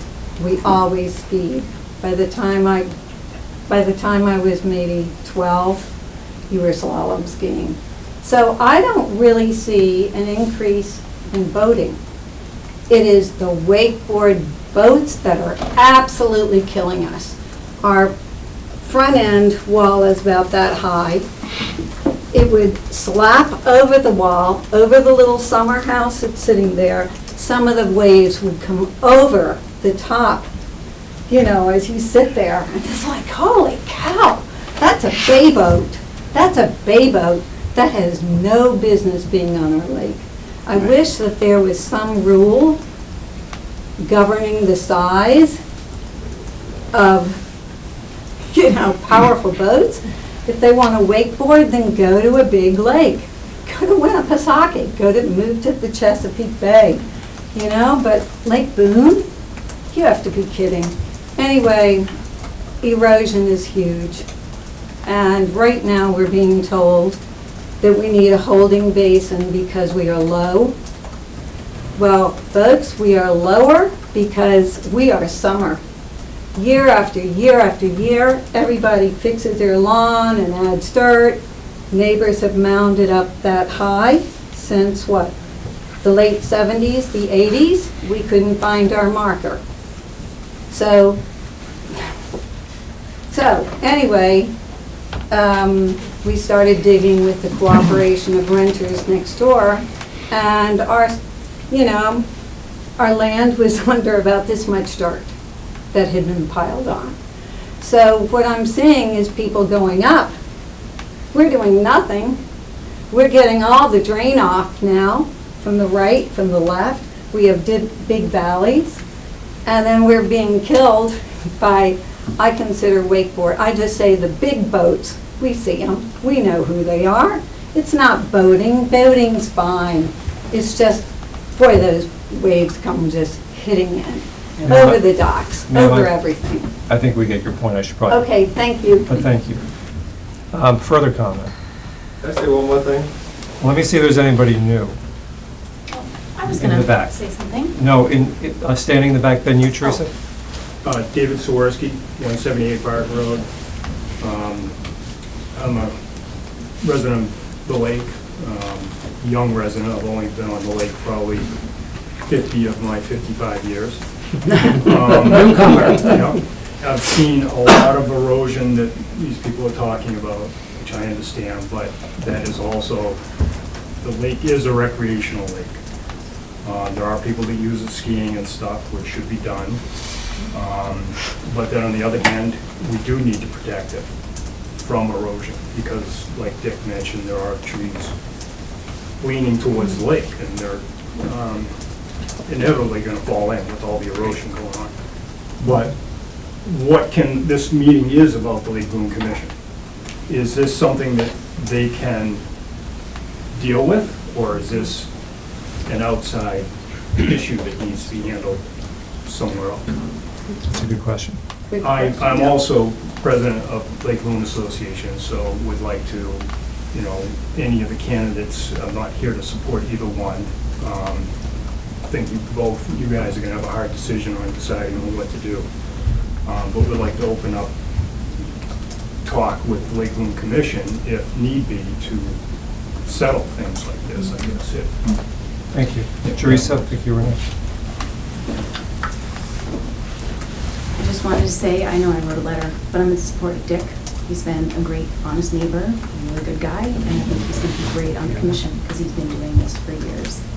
And as far as things go with the erosion, since everyone's bringing it up, I proposed a solution years ago. I said, why don't we ban the use of bladders in boats? That's what they use to suck in all the lake water and make the boat extra heavy so that it sinks more to throw a huge wake. So when people wakeboard, that would have been the perfect solution. Then you're not telling people they can't use their boats they already purchased, or they can't, you know, buy a bigger boat if they want to, but it would limit the amount of weight that is pulling the boat down and throwing that giant wake. I don't know why the current members haven't figured this out, and I don't know why, since so many people complain about erosion, that there hasn't been some sort of study done on erosion. You could very easily put some marks, some stakes or something in the shoreline in one of the basins where people aren't allowed to boat and do that sort of recreational sport, and also do that in areas where they erode much. I'd be happy to even have one in my yard. And if I hadn't been booted off the commission a couple of years ago, I would have been very happy to do this research myself. But I hope you all feel shame when you look at me, for those of you who colluded to boot me off. Thank you. And there was no collusion, and no, there's no shame. Okay. Do you want to state your name for the record? Do you want to state your name for the record? Teresa O'Riordan, 12 Davis Road. Thanks. You're welcome. Anybody else? Yes, sir. Yeah, I just wanted to, there is a distinct, it seems like we've gone a kind of far afield from the candidates. But the one distinction between the boats that people who aren't boaters might not know is that wakeboard boats are designed to make a big wake, but the skiing boats, they're actually engineered to make as small as wake as possible. And you can get in a little tiny runabout and make a bigger wake than the water ski boats will make, because the idea is to go back and forth as fast as you can with no waves. And the other thing about the erosion is I live in a point with, besides you, I probably get the biggest waves on the lake because we're right at the tip of the Narrows, and I get giant waves. And when we moved in, the first thing I do is put in a few rocks down the bottom. And you've got some big 100-year-old that are, 100-year-old pines that are holding up the biggest rope swing you'll ever see, and they're fine. And I just, it's a little maintenance every year, just push the rocks back, and it's kind of like a personal, just doing my own job for my own shorefront. And boats come by and I get waves. It's like you got giant waves, and you gotta maintain it. But there's a very big difference between the wakeboard boats and the water ski boats. Call for the vote, Mr. Chairman. Well, that's not entirely appropriate. One of the candidates has something that he wants to say. Yeah, I just want to say, I think Dick and I are both listening to these comments, and I don't think that you should view this as either of us having a different position on the issues of erosion and safety of the lake and the importance of boating and the importance of multiple uses. I think we agree these are important things. So I don't think you should view it as that distinction. It's just how we might approach them and our particular characters around these issues. To be fair, Mr. Cummings? Yes, thank you. So I think as a skier making a small wake as possible, I'm uniquely motivated as a boater to try to help resolve this for those who are upset about the big waves, because it affects, you know, there's animosity towards boaters, and we've got to find a solution for this, and I don't think it's by attacking boaters, and I think I'm motivated. I've been around boats. I know that when boats go just a little above no wake speed, they make the biggest waves possible, that sort of thing. And there is a way immediately to start enforcing with state laws things that they're concerned about, and I'm concerned about also, and that is state law, as explained to us, was that boaters are responsible for their wake.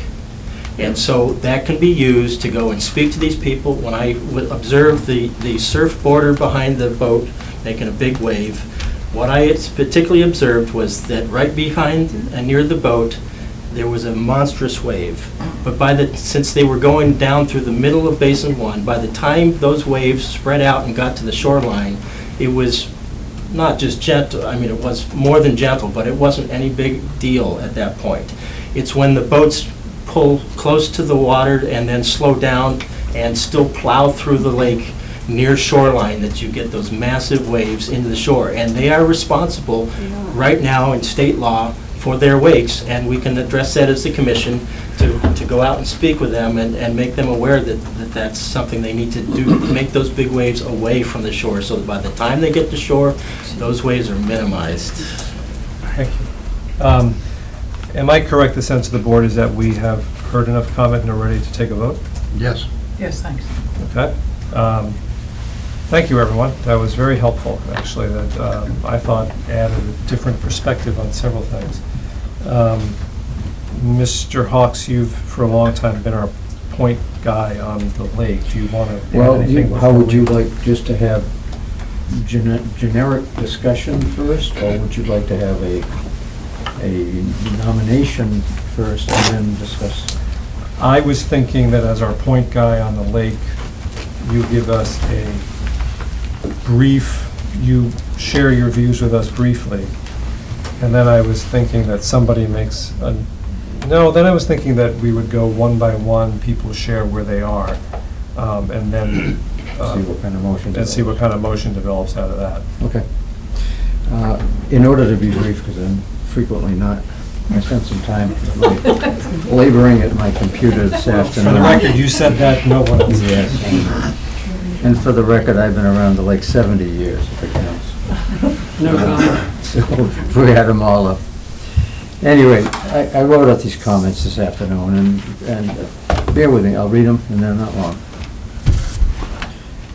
The recommendation from the LBC to our board, which we all have, for the vacant 3-year position, states that it is, and this is a quote from the typed information that we got. It is with the understanding that both candidates, both are great candidates, and the edge was given to Richard Cummings, and I emphasis added, due to his history of LBC participation. With nearly all of the Board of Selectmen appointment recommendations which come before us, participation is explained in terms of the applicants having served a commission or board or a period of 1 or more years as an associate member or as some specified volunteer role to the commission or board to help them achieve their particular goal. We saw an example, a good example of that with Kathy tonight. She had served a number of years on, connected in an appointed position, a lesser position before she was now elevated. Such is not the case here. Mr. Cummings is right in asserting that for the past few years, he has attended many, if not all, of the Lake Boon Commission's meetings. but primarily as an observer. He was not designated by the Lake Boon Commission as an associate nor as a titled volunteer. Accordingly, from my observation during attendance at last night's meeting, and with the limited relevance contained in the Commission's stated edge that I referred to before, I approached my evaluation of the candidates seeing them on equal footing. The current LVC members have powerboating and kayaking interests paramount. I mean, if you kind of pare them down, that's where it goes. Mr. Barstow's use of the lake, as I understood, and I think I heard him state, is primarily passive in nature, enjoying the beauty and quiet from his dock near the dam. There are many other non-boaters around the lake with similar interests, and these residents are not, nor have they been in recent memory, represented by an appointed LVC member. Mr. Barstow's appointment tonight will remedy that. I know he stated something different, but this is the way I feel. In my just completed 3-year LVC term, and as recently as last night, the most frequent motorboat complaints I have heard, by far, deal with so-called wake boats, and that's evidence here tonight. Again, although they're relatively few in number. It's probably, this particular class of boat is what, 5, 6 tops? Maybe not that many. Excessive wakes, up to 3 feet high, intentionally created, are wreaking havoc on other boats, both operating and docked. Swimmers, canoes, kayaks, docks, and most importantly, on the health and safety of the lake by erosion of its fragile shoreline.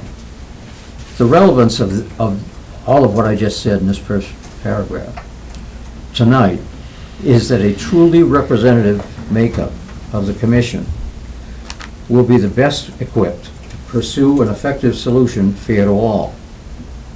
This will involve discussion and problem solving, which we've heard a lot of discussion about tonight, with, among others, lake residents, Lake Boon Association, Conservation Commission, Stowe Police, Mass Environmental Police, Town Administration, and perhaps legal counsel.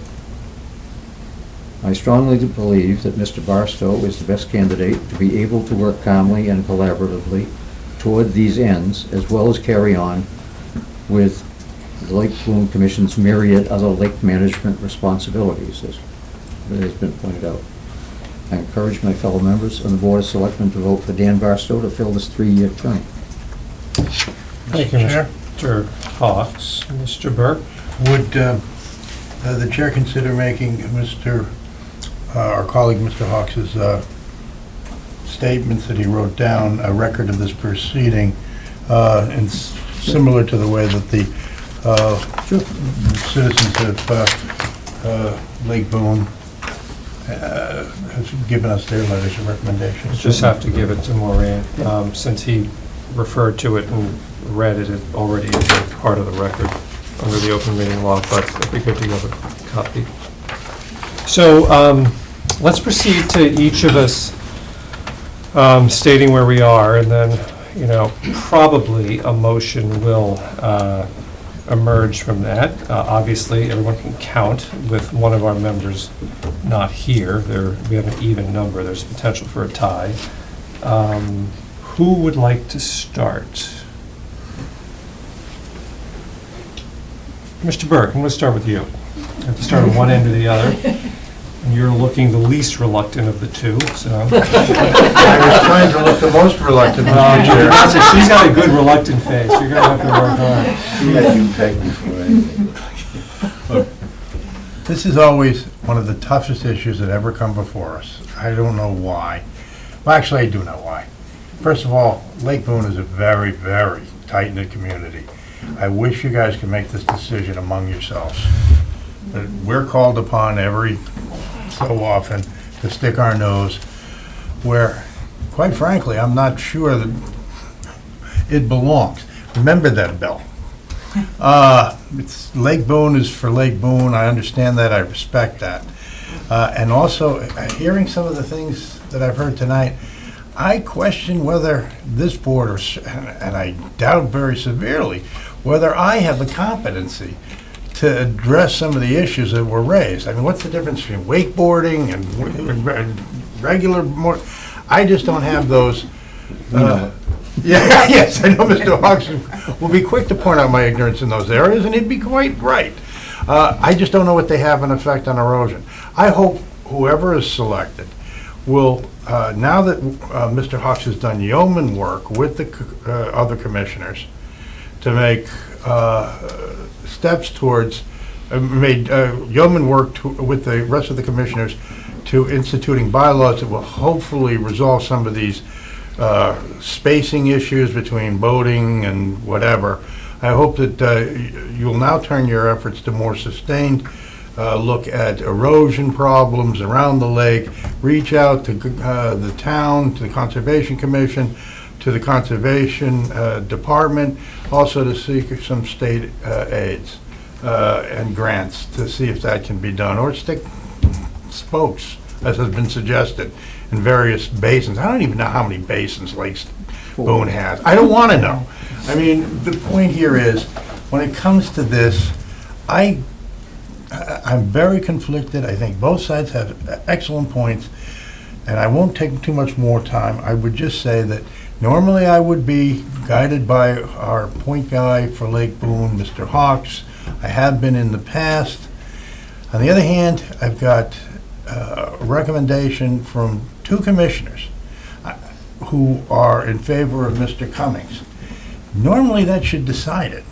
It sounds like even if Mr. Hawks was still an LBC member, it would be a divided 2-to-1 vote anyway. But it sounds, here's where I finally come down here. It's striking to me how many letters of recommendation said, you got two great candidates. You can't lose with either one. And so that's very reassuring. So given Mr. Cummings' willingness to stick with it on the Lake Boon Commission, even though he was voted down last time, I can't remember how I voted, sorry. Actually, I voted for Mr. Hawks. But even if, but that just shows you, Mr. Barstow, you just stick with it.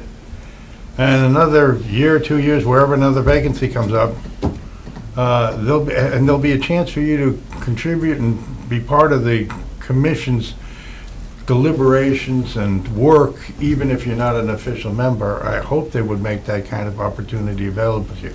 Would you, Commissioner K? Yes. And would you, Commissioner W? Again, I could flip a coin, but based on what I just explained, I'd have to give my support to Mr. Cummings. Thank you, Mr. Burke. Mr. Hawks, I take it you already made your I've statement. made mine. Chair's privilege is going to skip over me. Ms. Fresha? I admit I am, I find this a difficult decision.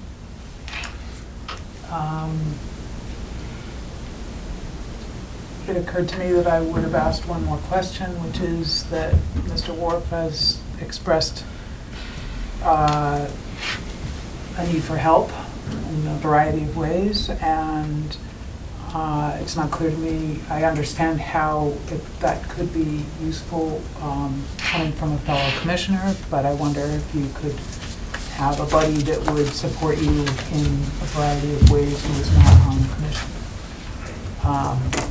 Or if perhaps you could take a new commissioner under your wing and get them to help you out. I am always in favor of a broad range of points of view. And since I have my own slight bias in the conservation land of concern about erosion, I think in some way I find myself leaning just ever so slightly toward a person who, although Mr. Cummings, I think you spoke eloquently and sincerely about your own concern and your own care to find the best ways to solve our erosion problems, among many others. And I do also feel we have two excellent candidates. I find myself perhaps leaning toward the tie and leaning a little bit toward Mr. Barstow, just for the sake of diverse points of view. And for the sake of appearance of strong open meeting law compliance. Is that it? Yep. Thank you. I found this very difficult. I was going back and forth during this whole discussion, and I found this discussion to be very helpful. This is at least the third contested Lake Boon Commission appointment that I've sat through. I agree with Mr. Burke that sometimes I wonder why we're making this decision. I find myself going just by general impressions, a little bit of hope.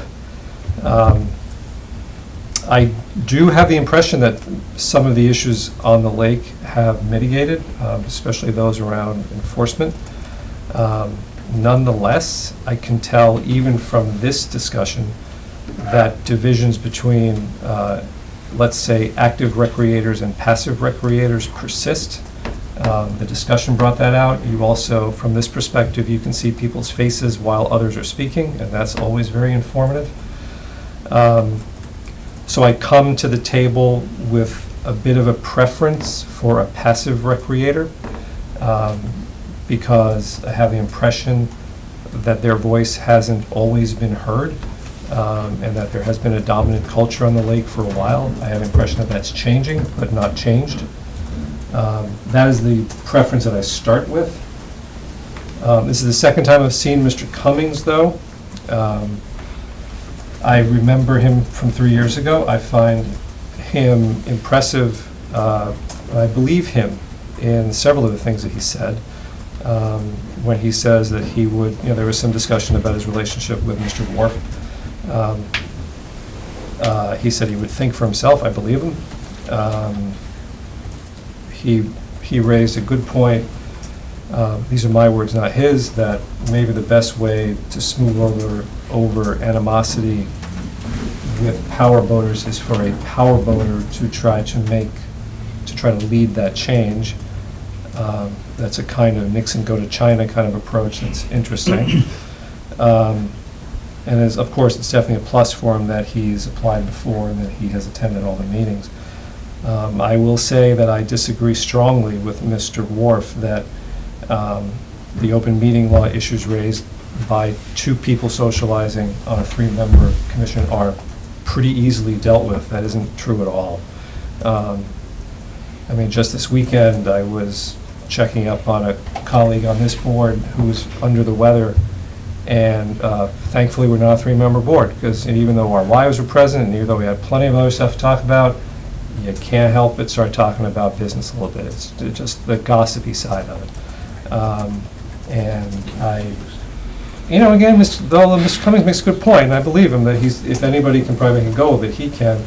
I continue to believe, as I did 2 years ago, as I did 3 years ago, that the main role of a Lake Boon Commissioner right now is to try to smooth over the divisions that continue to exist on the lake. And although I was kind of 50-50 for a while, I was very impressed by the fact that on 2 separate occasions during this meeting alone, Mr. Barstow made affirmative efforts to reduce the appearance of difference with the man he's competing against. That struck me as very unusual. And it struck me as something we should probably, I don't know if it'll work, but an approach and a skill that we should probably take advantage of. So I'm giving the nod in my head to Mr. Barstow. Sir, very close in my head. And I just want to emphasize, I believe you about everything you said. It's just, like Mr. Burke said, I'm struggling with certain things here. I'm going on general impressions and a little bit of hope. So I am going to, in my head, I'm giving the nod to Mr. Barstow. So do I have a motion? Mr. Chairman. Let's let Ms. Fresha do it, just because we agreed that's how it's going to go. I move to appoint Mr. Barstow to the Lake Boon Commission to fulfill the remainder of a 3-year term expiring June 30th, 2022. Second. Motion made and seconded to appoint Mr. Barstow to a term on the Lake Boon Commission to expire June 30th, 2022, did you say? Yes. Further discussion? Seeing and hearing none, all those in favor, please signify by saying aye. Aye. Opposed, nay? Nay. Nay, and no abstentions. Mr. Barstow, congratulations. Mr. Cummings, thank you very much. Very much appreciated, and all of you, thank you for your time and the information tonight. Very, very helpful. Good discussion. If you love the lake, stick with it. Not going anywhere. And you'll need to see the town clerk, as you get a letter downstairs the next day or so, should swear you in, give you the papers that you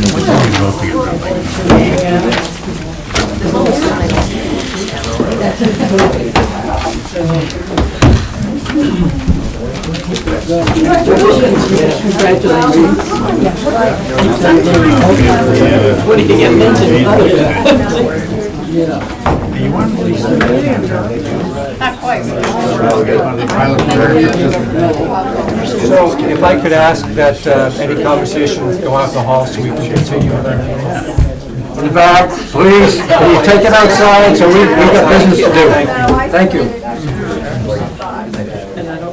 I will tell her that. Andre, Mr. Barstow, we could move it out. Connie! Chris! Connie! Hey, Hey! enough. Connie! Sorry. Is it over? It's over. It's over. We need to continue our business. Oh, so we need to leave. Yes, we got. Thank you. Yeah. Well, you're welcome to stay, but you just can't talk. Dan, your briefcase? Oh, my brief. Somebody's briefcase. I'll leave quietly then. So we have a series of easements from the planning board. So there were some last minute additions. Just one more that didn't come through. Does everybody have those? Yeah. Point of clarification. Yes, Point Mr. of clarification. Burke. Are they from the planning board or the planning department? Well, planning department. I'm coming from Jesse. Planning board oversees planning department. Yeah, I know, but Yeah. the planning board hasn't taken a vote on any of this, have they? That I don't know. They are from the planning department. We have done others of these That is before, my understanding. in the same format. I'm a little disappointed that the town planner is not here for it, and if the board is uncomfortable with it, feel free to urge we kick it. Given the lateness, yeah, I would kick it too. Well, I'm not saying I want to. I mean, I trust them, but I'm just saying if the board feels uncomfortable with it, I'm not. It's not uncomfortable, it's just a question of, it would be nice to have a representative from the town, town employees, the planning department, telling us what they are if we did have questions and assuring us that he's checked with all these people. Well, you got signatures from the folks. He does have signatures from the folks, so you know that he's checked. I don't see, maybe you get copies. All right, mine, I don't have those signatures. No, and you were not at our last meeting when we did identical ones, and... Oh, I see. No, actually, you were 2 meetings ago. You asked whether it was checked by town council. It was not, but it's identical to the ones we've done in the past. The town council has passed off on. I see. I mean, I agree with you. He ought to be here to go through some of that, but... I withdraw my proposition. Okay. I'm just laying it out as a tool. So, do I have a motion for discussion? Mr. Chairman, I move to approve and sign easement agreement extensions for 4 Lower Village properties. 196 Great Road, map number R29, parcel 94, owned by Lee Hildebrand. 148 Great Road, map R29, parcel 92A, owned by Costas and my apologies, Epithia Asprodianus. Costas. Costas, look at that. This is the other name. 118 Great Road, map R29, parcel 87, owned by JKC Properties LLC. And 108 Great Road, map R not stated, for R29 because it's adjacent. This parcel 86, owned by JKC Properties LLC. All of these as presented by the planning board. Do we have a second? Second. So I want to suggest one modification to your motion. I want to suggest that I move to approve and authorize the chair to sign, because there's only one signature line, and my understanding from the town clerk is it's supposed to be me. Do you accept that? It's consistent with what we did last time. Yes. Yeah. So do you take that as a friendly amendment? Yes, I do. Okay, and just the second? Second, Okay. yes. So it's been moved and seconded to approve and authorize the chair to sign easement agreements as specified by Ms. Fresha. They are construction easements, that's my understanding, not permanent easements, to facilitate the construction project in the lower village. Further discussion. Mr. Burke. Yeah, again, it's the same question. The motion as written, and I don't fault my colleague who's making the motion, says as presented by the planning board. Were these presented by the planning board or the planning department? I mean, maybe I'm making a big deal about nothing, but. I think maybe you are. I think you are. Okay. Yeah. He works for the planning department. So, I think the sense of the majority of the board is that doesn't matter. Yes. So, Mr. further Chairman, discussion. I've read through these, and I think they look somewhat straightforward. Yeah. They're for work that is going to occur during this project, and when it's complete, the easement will be also ended. Yeah, and the key for me is that all of the property owners have signed it. So they have notice and they've agreed to it, so. I defer to my colleagues' greater experience with these types of easements in previous meetings, and my colleague, Ms. Frasia's experience with construction. Okay, further discussion. I would just comment that I have made acquaintance with Lee Hildebrand when this project was only a glimmer in a planner's eye. Ms. Hawks, is this necessary at 9:20 at night? And I'm glad that something is gone by, and it's indicative of the planning department's good work to get it done. All right, thank you. I stand corrected, that was a very nice thing to say. All those in favor, seeing no further discussion, all those in favor, please signify by saying aye. Aye. Aye, opposed nay? Give you a chance, Mr. Burke. I said aye. You said aye, okay, thank you. I just have questions. No, and they were good questions. Again, it would have been better if the town planner had been here. Discussion vote on the pilot program for transportation grant. I keep noticing this keeps saying Jim will address. Jim really doesn't have anything to say. Up until now, I've been saying it depends on the budget. I do understand from Representative Hogan, I think as we all know, the state budget was reported at a conference committee a few days ago. I don't think the governor has signed it yet. He has 10 days. He has 10 days, and according to Representative Hogan, her earmark for the pilot project for the transportation to South Acton is in there. It survived the conference committee, which is good news. So the only thing possibly holding it up is a potential for a governor's veto. I'm sure Mr. Burke will call the governor and tell him the right thing to do. You say he listens to you, right? I never said that. All right. I have never said that. In fact, if I said anything, it's to the contrary.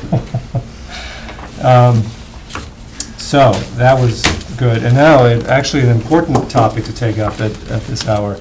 Mr. Town Administrator, we have to address the unpleasant topic of the potential of replacing you. Members of the board have in front of them in their packets an excerpt from the town charter, and this deals with the type of committee that the charter addresses. a lot of what we have to do to search for a new town administrator. We have to form a committee. A committee, interestingly, oh, here's the town moderator. Interestingly made up, not of officials on elected boards or even multi-member boards, which is kind of interesting. 2 members of the 5-member commission are appointed by the selectmen, 3 are appointed by the moderator. And from the time of the town administrator's formal notice of resignation to appointment, no more than 6 months can pass. So, Bill, do you want to make some recommendations on this? You and I have discussed this a number of occasions in the past, especially the timing of it, but do you want to make a recommendation here? The process is, as it's prescribed, is pretty straightforward, and it is from the time that I submit in writing my date of retirement. There'll be 6 months, by which time there has to be an appointment made by the selectmen. My suggestion is that there's nothing that precludes a discussion in advance of my submitting that resignation and getting the clock started, that there can't be discussions by and between the board, myself, with the moderator. Given the fact that we know who can't be appointed, and it's somewhat counterintuitive and illogical, except maybe under the circumstances when the governance green was created, having anybody serving on a board, appointed or elected, would have been a natural, you would think, for consideration, given their understanding of the structure and the system, the organization, all those things. But you can't be appointed, and others serving on multiple-member boards can't. Doesn't say anything about an employee, so you could decide that an employee be appointed. In any event, the moderator gets a choice of 3. Doesn't say with or without consultation with others, and I would hope that this would be a collaborative effort. I'm sure the moderator and the board would agree. My only thought at this point is to maybe, if this board were to appoint 2 of its own to work with the moderator and myself, just as a working group, to have some discussions, making no final decisions, but there's things that can be done that, in the interest of time, because in the first phase, you've got 30 days from the time of my resignation to have an appointed search committee in place. It would seem to me that that should come with some instruction as to the feeling of this board about the diversification of the membership, or what you're looking for from your own perspective, because at the end, you're still the appointing authority. And it would seem to me that to presume that you shouldn't be able to at least advise and consult on the screening committee as to who you will appoint would be reckless or foolish, and it doesn't say you can't. So my feeling is to take those areas where it doesn't establish prescription and understand that there's some work that could be done to improve the process before it begins, because once it begins, I don't know that there's a lot of time. If you gave 2 months to the committee, okay, to be organized, go through the process of getting candidates, going through the candidates process, maybe, so you've got a month, say, to advertise, you should be left at the end with a reasonable amount enough time to go, because you're only going to get a short list. They're not making a decision. It will be a short list of 3 to 5. You know, you need a month or 2 to set up interviews, make some decisions yourself on questions and other things. So there's not a lot of time there, and it seems to me if you can use some of that pre-timeline to at least have conversations, it would be helpful to the outcome. That's and my that thought. month or 2 is part of the 6 months. This is... Mr. Chairman? So, Mr. Town Administrator, you're suggesting that we appoint 2 people to work with you and the moderator to try to make recommendations to the rest of the board about qualifications and timeline? Is that what you're saying? Yeah, so my working group, which I can do, okay? And given it's going to be my replacement, I guess, I should have as much input as anybody else has. And I think it would improve the process to set some expectations that could start with, for example, provided some advice and counsel to the committee that had yet to be formed on membership alone. So, and then on the candidacies and other things, just because it says nothing about that committee. We know who it can't be comprised of, and again, it starts out counterintuitive from my perspective. I think, what do you want from representation on that group? I think it's important that the chief executive officers who will be making the appointment get an opportunity with the moderator. So you appoint the committee, and then you appoint who that committee represents to you as being finalists. To not have some kind of understanding, even if it's just advice and counsel, I'm not saying you direct, but I don't know how that wouldn't be helpful to the people that, first, who you appoint, why, with what qualifications, experience, what they bring to the table, other things, couldn't be helpful to this process that you in the end basically drive because you make the appointment. Mr. Burke. The town administrator's suggestion that we appoint a working group screening committee for the screening committee. It's not a screening committee. I know, it does seem though that it's going to be a screening committee for the screening committee. It's well taken. The nomenclature, of course, I don't insist upon. I would just want to know what the moderator's take is, of course. So wait, what did you just say? I just said the town administrator's recommendation is well taken. Okay. I would, of course, want to hear the moderator's thoughts. Would you be willing to participate with Bill and maybe one or two of us in just?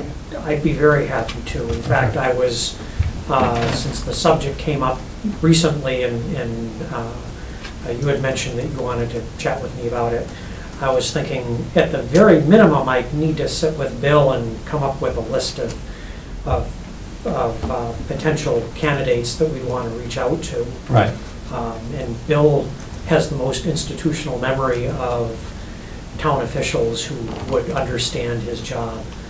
You mean being part of the working group?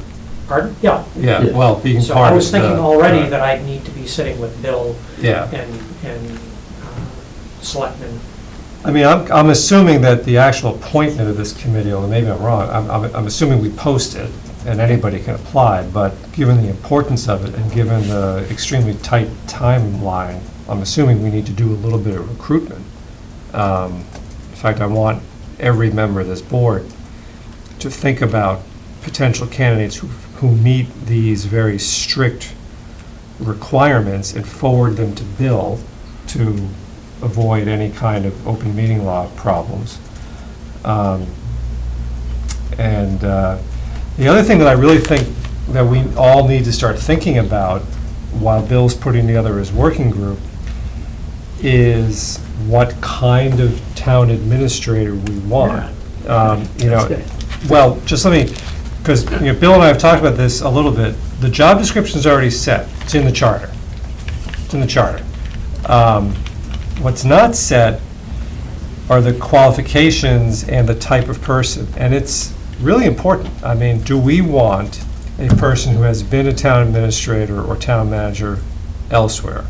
Do we want somebody who, maybe not a town administrator, town manager, maybe an assistant or other senior manager in a town? Or are we willing to say, no, you don't even have to have been a manager in a town, someone looking for a career change?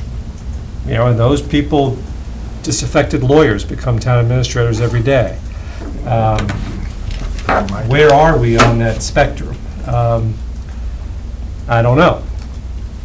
And that might be part of what this working group considers. I think that's all part of it. What we would do is sequence it in order of importance, meaning what comes first. So I think we want to give thought to the composition of this screening committee. First. Like I said, it only tells you who you can't put on there. And they otherwise would have been a natural consideration, I think, but now they can't be. So we need a good mix. What would that mix consist of, professionally and personally? Before even thinking of individuals to reach out to, I think that will drive then thinking of who the individuals are that we think might bring that comprehensiveness of skill and training and thought and culture and other things. So that's what would be the first thing that I thought we could discuss, which would be, okay, that committee, the appointments between the moderator and you folks, again, it doesn't say that you can't collaborate when you make that. Right. He gets 2, he gets 3, you get 2. But it could be we get 5, is what we're talking about. But technically, he names 3, this board names 2. Well, okay, shouldn't we be talking about how to break that up? And what kind of talent, skills, viewpoints, perspectives, worldview, whatever the hell it is, and have those listed and discussed and say, okay, great, then we need to check off some boxes as we go through this in a point. And then when you make the posting, some of that should be in the posting. So you identify and define the posting, you know, and there's nothing that says we can't start that now.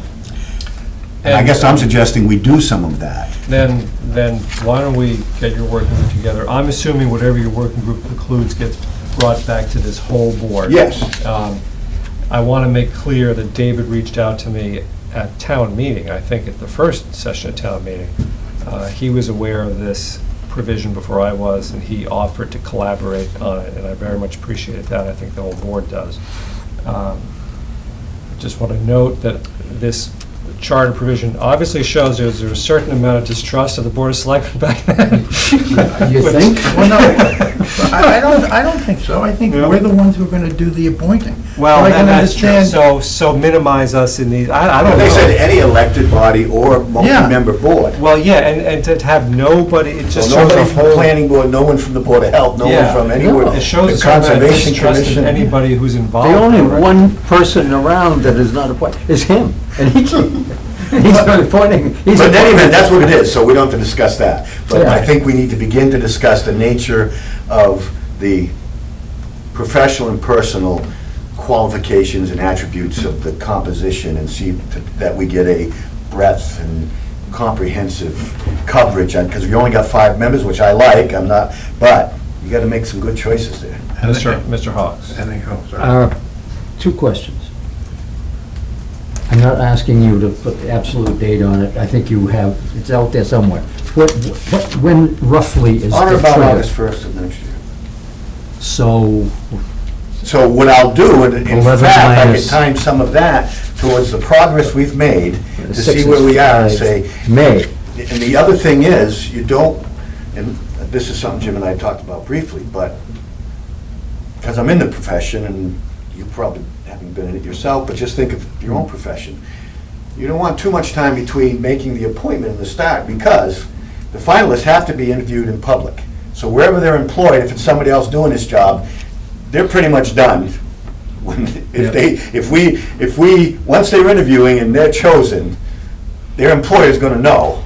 And a respected person would tell them, so you don't wanna be done in May and I'm still here until August, because that guy's gonna be out of a job, or girl, looking for the next one. So, and I don't think we need to. We can line this up so that have a vacation time, or a little bit of time they take off between when they give their resignation there and they start here. That makes it tricky. I mean, I was hoping we could have somebody picked before next annual town meeting so they could watch annual town meeting.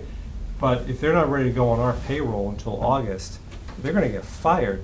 That's what I'm saying. Yeah. So you want this to not butt up against, but, you know, but that's normal for most. When you leave a place, you got vacation time, you tell the prospective employer, I'll be there in 3 weeks, but I gotta give notice or whatever else. So I'm just saying we follow that kind of thing, but for other reasons, which is that the candidate you choose, if that's publicized too early, effectively wherever that person works at that point, they're not gonna be keen about having them just necessarily stick around for the next. Well, the other side of the coin is, the other 4 people have to be interviewed in public, and their employers are gonna know about it, Yes. and they'll know, hey, Joe, you didn't get picked around here, we want you out of here. I'm not, that differs only by degree. I'm not saying any of this is Yeah. good, but I'm just saying the earlier you go public on this, in our business, I've seen it, Yeah.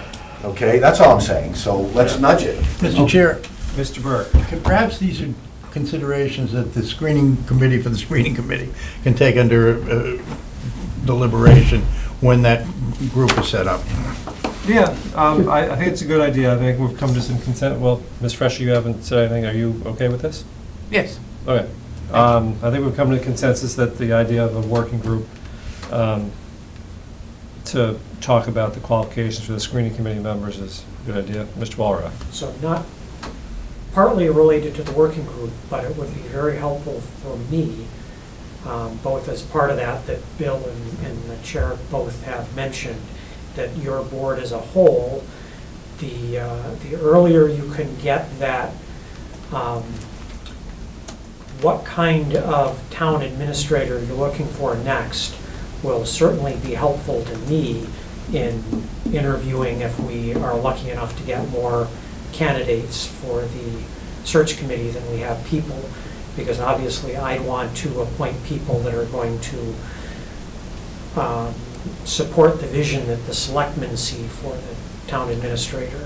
I think that'll be one of the first things we talk about. That is the first step, because that's the very first, the trigger is me. The first step is 30 days hence, you have a committee in place. So we control that to the degree I can, I can decide when I put it in writing. You being on the working group with myself and 2 members of the board, and then coming back and keeping the board apprised, well, that's the first task. Let's identify and define those skills, talents, qualifications of the 5-member people, because we have that number. We're only getting 5. So we sit down and do that, basically the profiling, which we in JAG used to call it, and that's what we're doing. And then we agree on that, we say, okay, fine, and then we organize the posting to at least identify and define, the mix that we're looking for. We don't have to say each person has the following, but then we look at the candidates, we know what we're looking for, and to the degree you want to outreach, which there's nothing improper, at least you have then what we're looking for as the profile of the... Well, what I'm saying is this board as a whole, as part of that process, are going to need to decide the vision of what they want the next town administrator to be, and that would feed into that. And this can be done. I'm not sure that just 2 people on the working group they may or may not be representative of the whole. No, and I wasn't talking about the next TA, I'm talking about the first step. We can identify and define the TA as part of the second step, and that will be part of what the screening committee will get from the board, which is some expectations, again, just to consult, because we don't control who they choose and why, but you can give them consultation. But that's going to come after we decide who we're looking for on the screening committee. And then we can get to the TA. So Bill, you're saying, first discuss the qualifications for the screening committee members, then discuss the qualifications for the town administrator candidate. And I'm not saying there won't be overlap. Yeah. Look, you got 30 days to get the committee together. To me, if I was doing this myself, that's what I'd be doing myself. First thing, deliverable, okay, after the trigger's made, is what people need to look for when they're hiring and posting, because you got to put it in writing. You've got to decide on the posting what you're looking for. David is saying, though, that to some extent, in picking working group members, he needs to know what kind of town administrator we're looking for. Yeah. See, I don't see that overlap myself. I understand what you're saying, but I think I would be looking for people who, no matter which way we go, and I only see 3 models of town administrator, already been a town administrator, had some municipal management experience, hasn't had municipal management experience. I guess 4, hasn't had any municipal employment experience, maybe that's it. I'm looking at it as no matter who we pick, could take direction from us about this is the kind of person we want and work with that. I would be looking for people who recognize that if the Board of Selectmen, which makes the ultimate decision, says, we want somebody who's got municipal management experience, that person isn't going to say, well, the hell with that, I'm just going to look for anybody. I'm going to look at the disaffected lawyers. I would be looking for somebody who's willing to play ball to that extent, because they're just wasting everybody's time. And I think the nuances of who you want can wait some, because I think you're right. Broadly, you've got to establish those professional quantifiers. Are we going to open it up to anybody who meets the following? Right. That's the first trigger. And if they do, then they apply. The posting's not going to get into the personality, the culture, it's going to say what the professional qualifications are. I think where it's going to be important on figuring out is going to be when you guys get the short list of 3 to 5.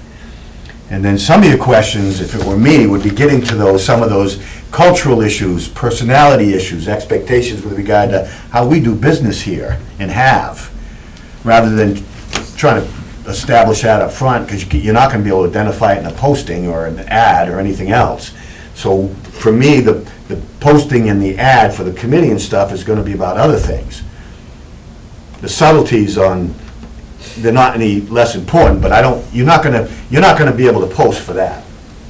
I don't know how you would. Let me ask a procedural question. Mr. Hawks. You get the list of 3 to 5. There's 2 questions. Suppose we don't, despite our best efforts, the board does not like any of them. Can we tell that group to go back and get more? Well, the word used in the governance agreement is you shall find one between the 3 and the 5. So it sounds like if we have time, yes, but not if we don't have time. But what I'm saying is, again, that's downstream for me. Yeah. I think for this discussion, I'm just trying to get us started. Yeah. You know, and in That's definitely the interest of time, you know. Does this preclude the use of a professional search firm? But could that group of 5 use a search firm? It could. I will say this to you, I'm not a big fan of them. I've seen a lot of the people spend a lot of money on professionals, and their outcomes have, as a practical matter, have failed. We've got some good, smart people around here, and I've always believed that, and I feel confident in this case because I've been one, and I've seen good ones, I've seen bad ones. We don't need to spend money, and the other thing is, it would take more time than we've got in 6 months, and I've thought about it, so.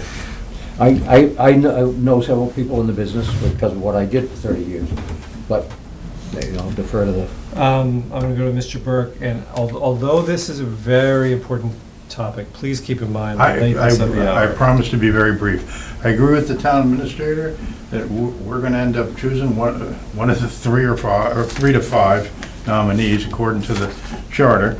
The other thing is the decision about whether to select a search firm. That could also be taken up by the screening committee when it's finally selected. Yeah, there's nothing that says you can't. Okay. So I think we're talking a little downstream. Ms. Fresher, are we at the point where we're repeating ourselves? If not, we can do that.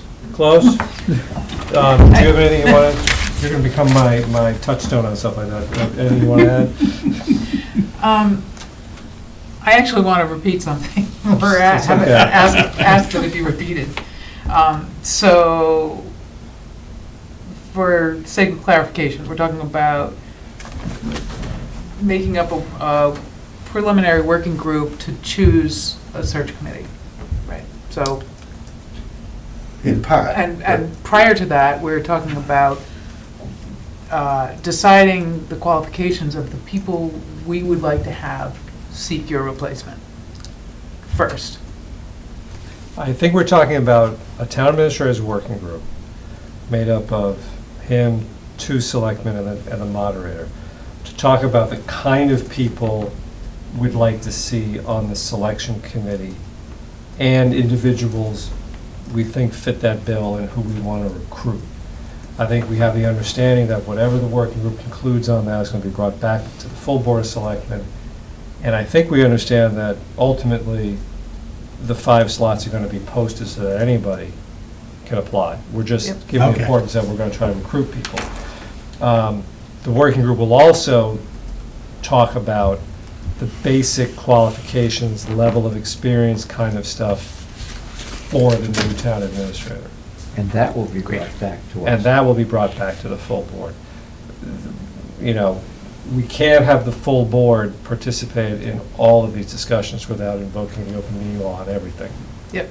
But everything will be brought back to the board, so, you know, ultimately, the board will make the decision, so.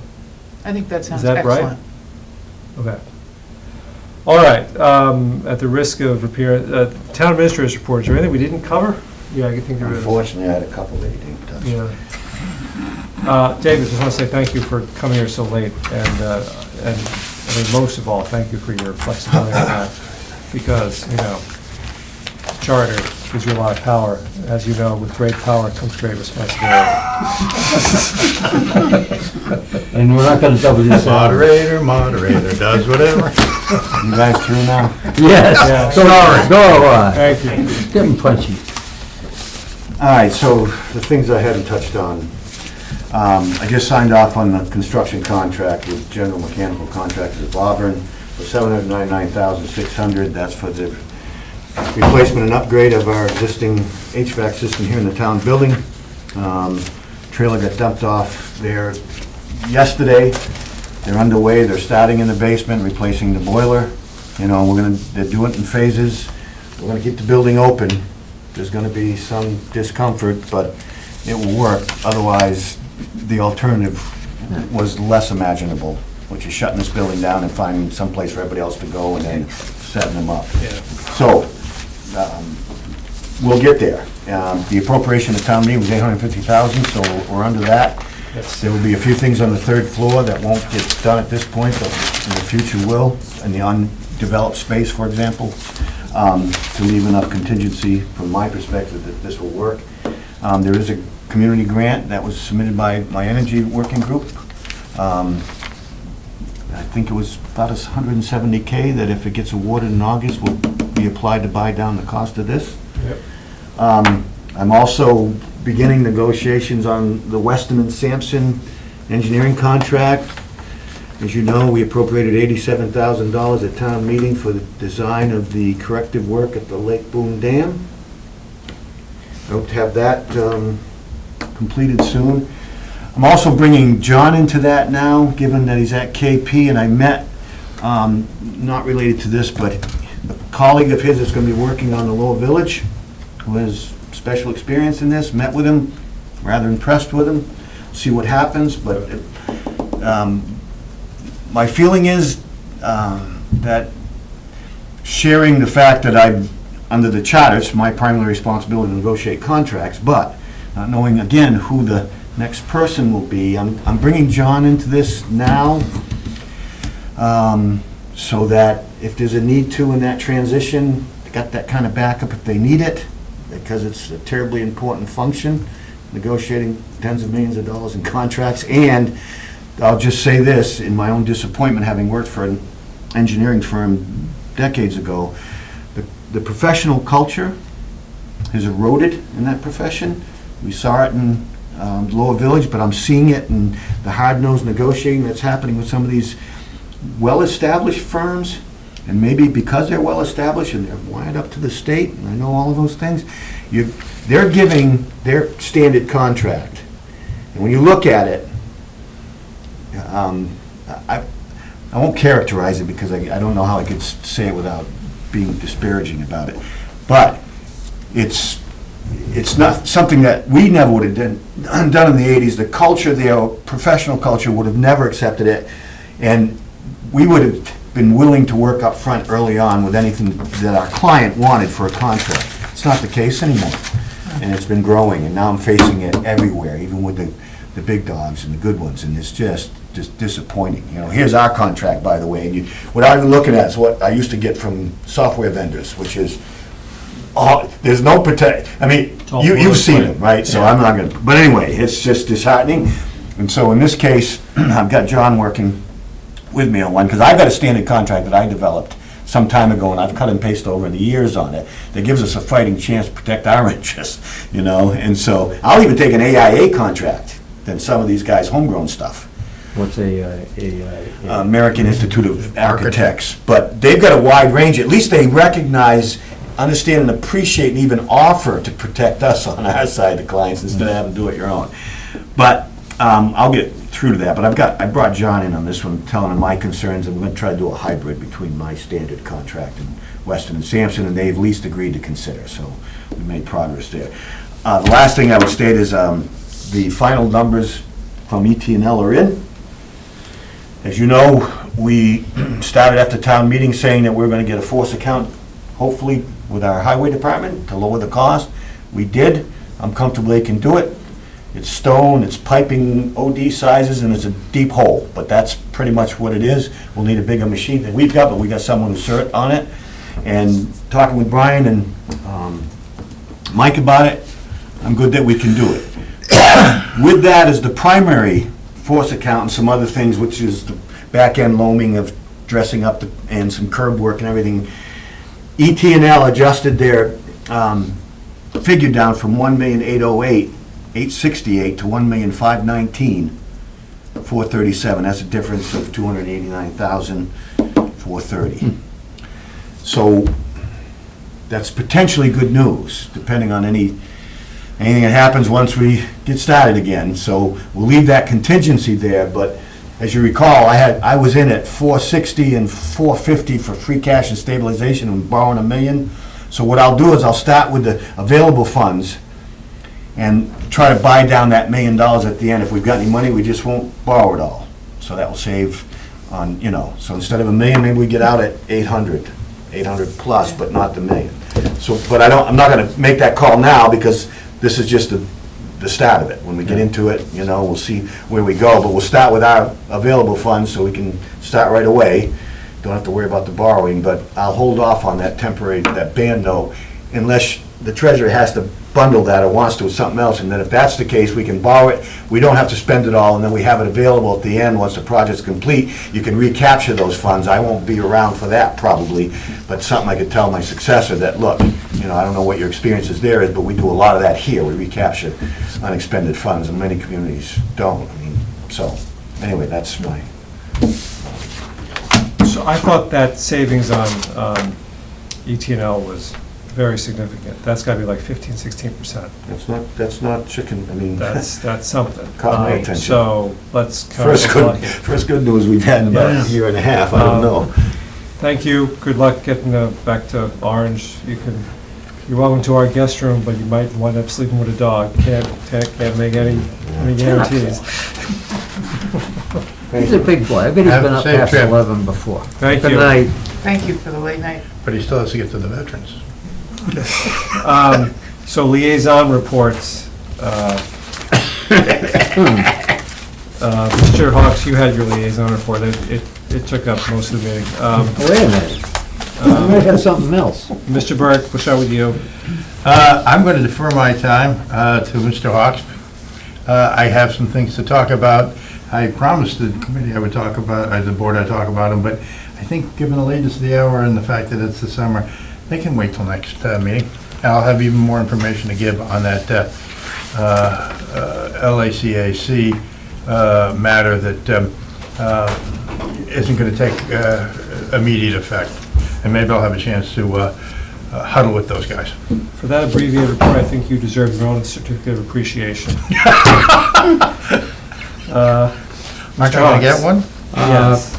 Second phase of treatment of Lake Boon is announced. It will be July 26 and August 14. There's a map of where they're going to be treating.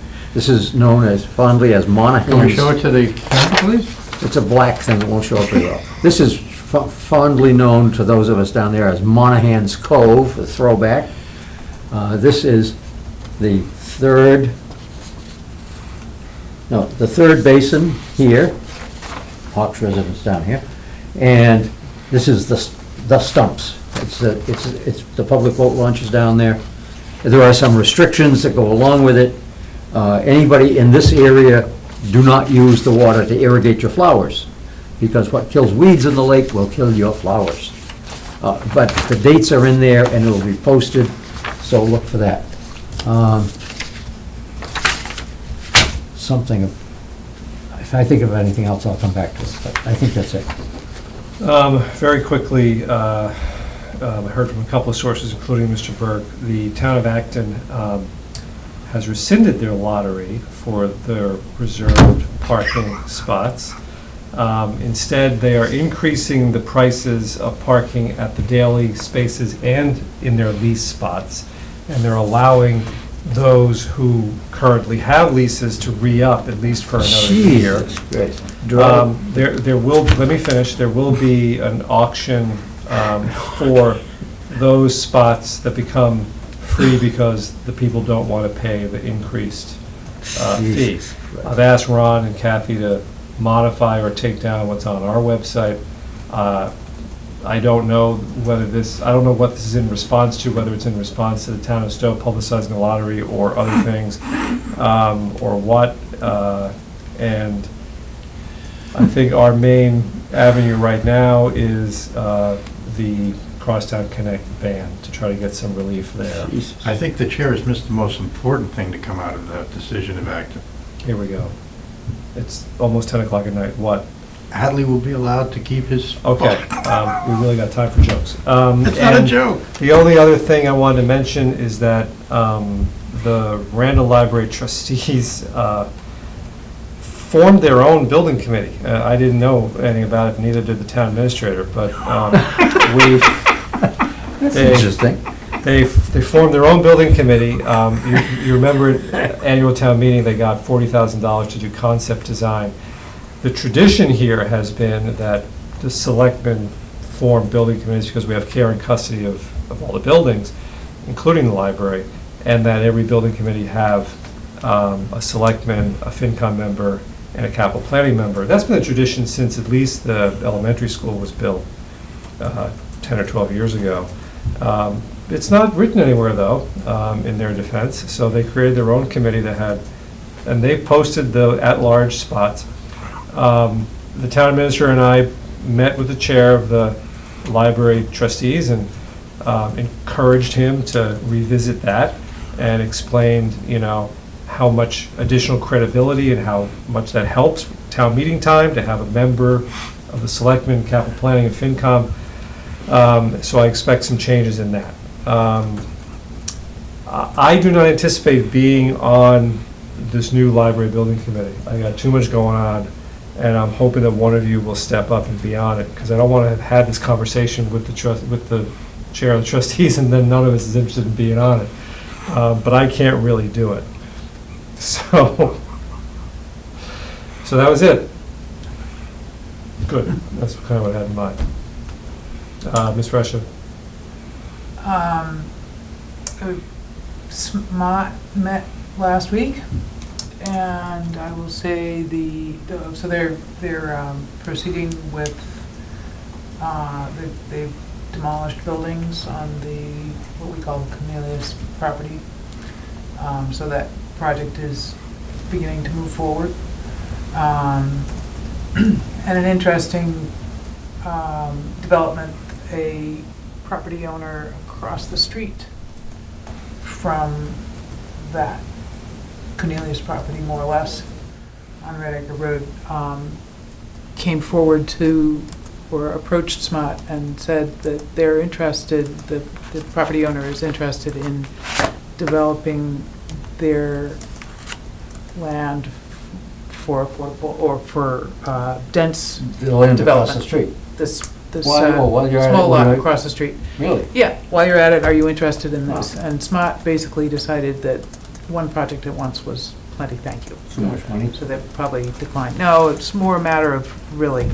not spreading themselves too thin. Probably a good So idea. I commend them on that. Yeah, probably a good As idea. Lincoln said, one war at a time, gentlemen. Yeah. I remembered my last thing, and you will appreciate this. Thankfully. I'm sure you would have called me 2 o'clock in the morning. Yes. No, we've had enough phone calls for this. It's a special thing you can do with your I phone. met with Laura Greeno in my new Zoom. I was there before. And I spent a couple hours with her at the beach, talking about stuff at Snowfield, which is not, kind of self-running, but the practices, what they do, their hiring, a lot of good stuff. And this was certainly just in terms of educating myself and working together. And she gave me your suggestion, the walking tour of 323. Good. They were putting in plantings and it's going to be fantastic. Yeah. It really is. I got my own tour. Yeah. It is going to be very good. And this was all done in a very collaborative manner.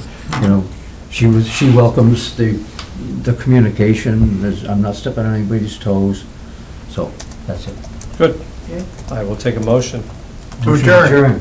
Thank you. Second. Let Maureen figure out who is what. Maureen, thanks a lot for staying here to the end. Have my Concom days. Yeah, wouldn't have been surprised if you had. Jim, would you like me to bring these to Linda for you to have there, or do you want to take them?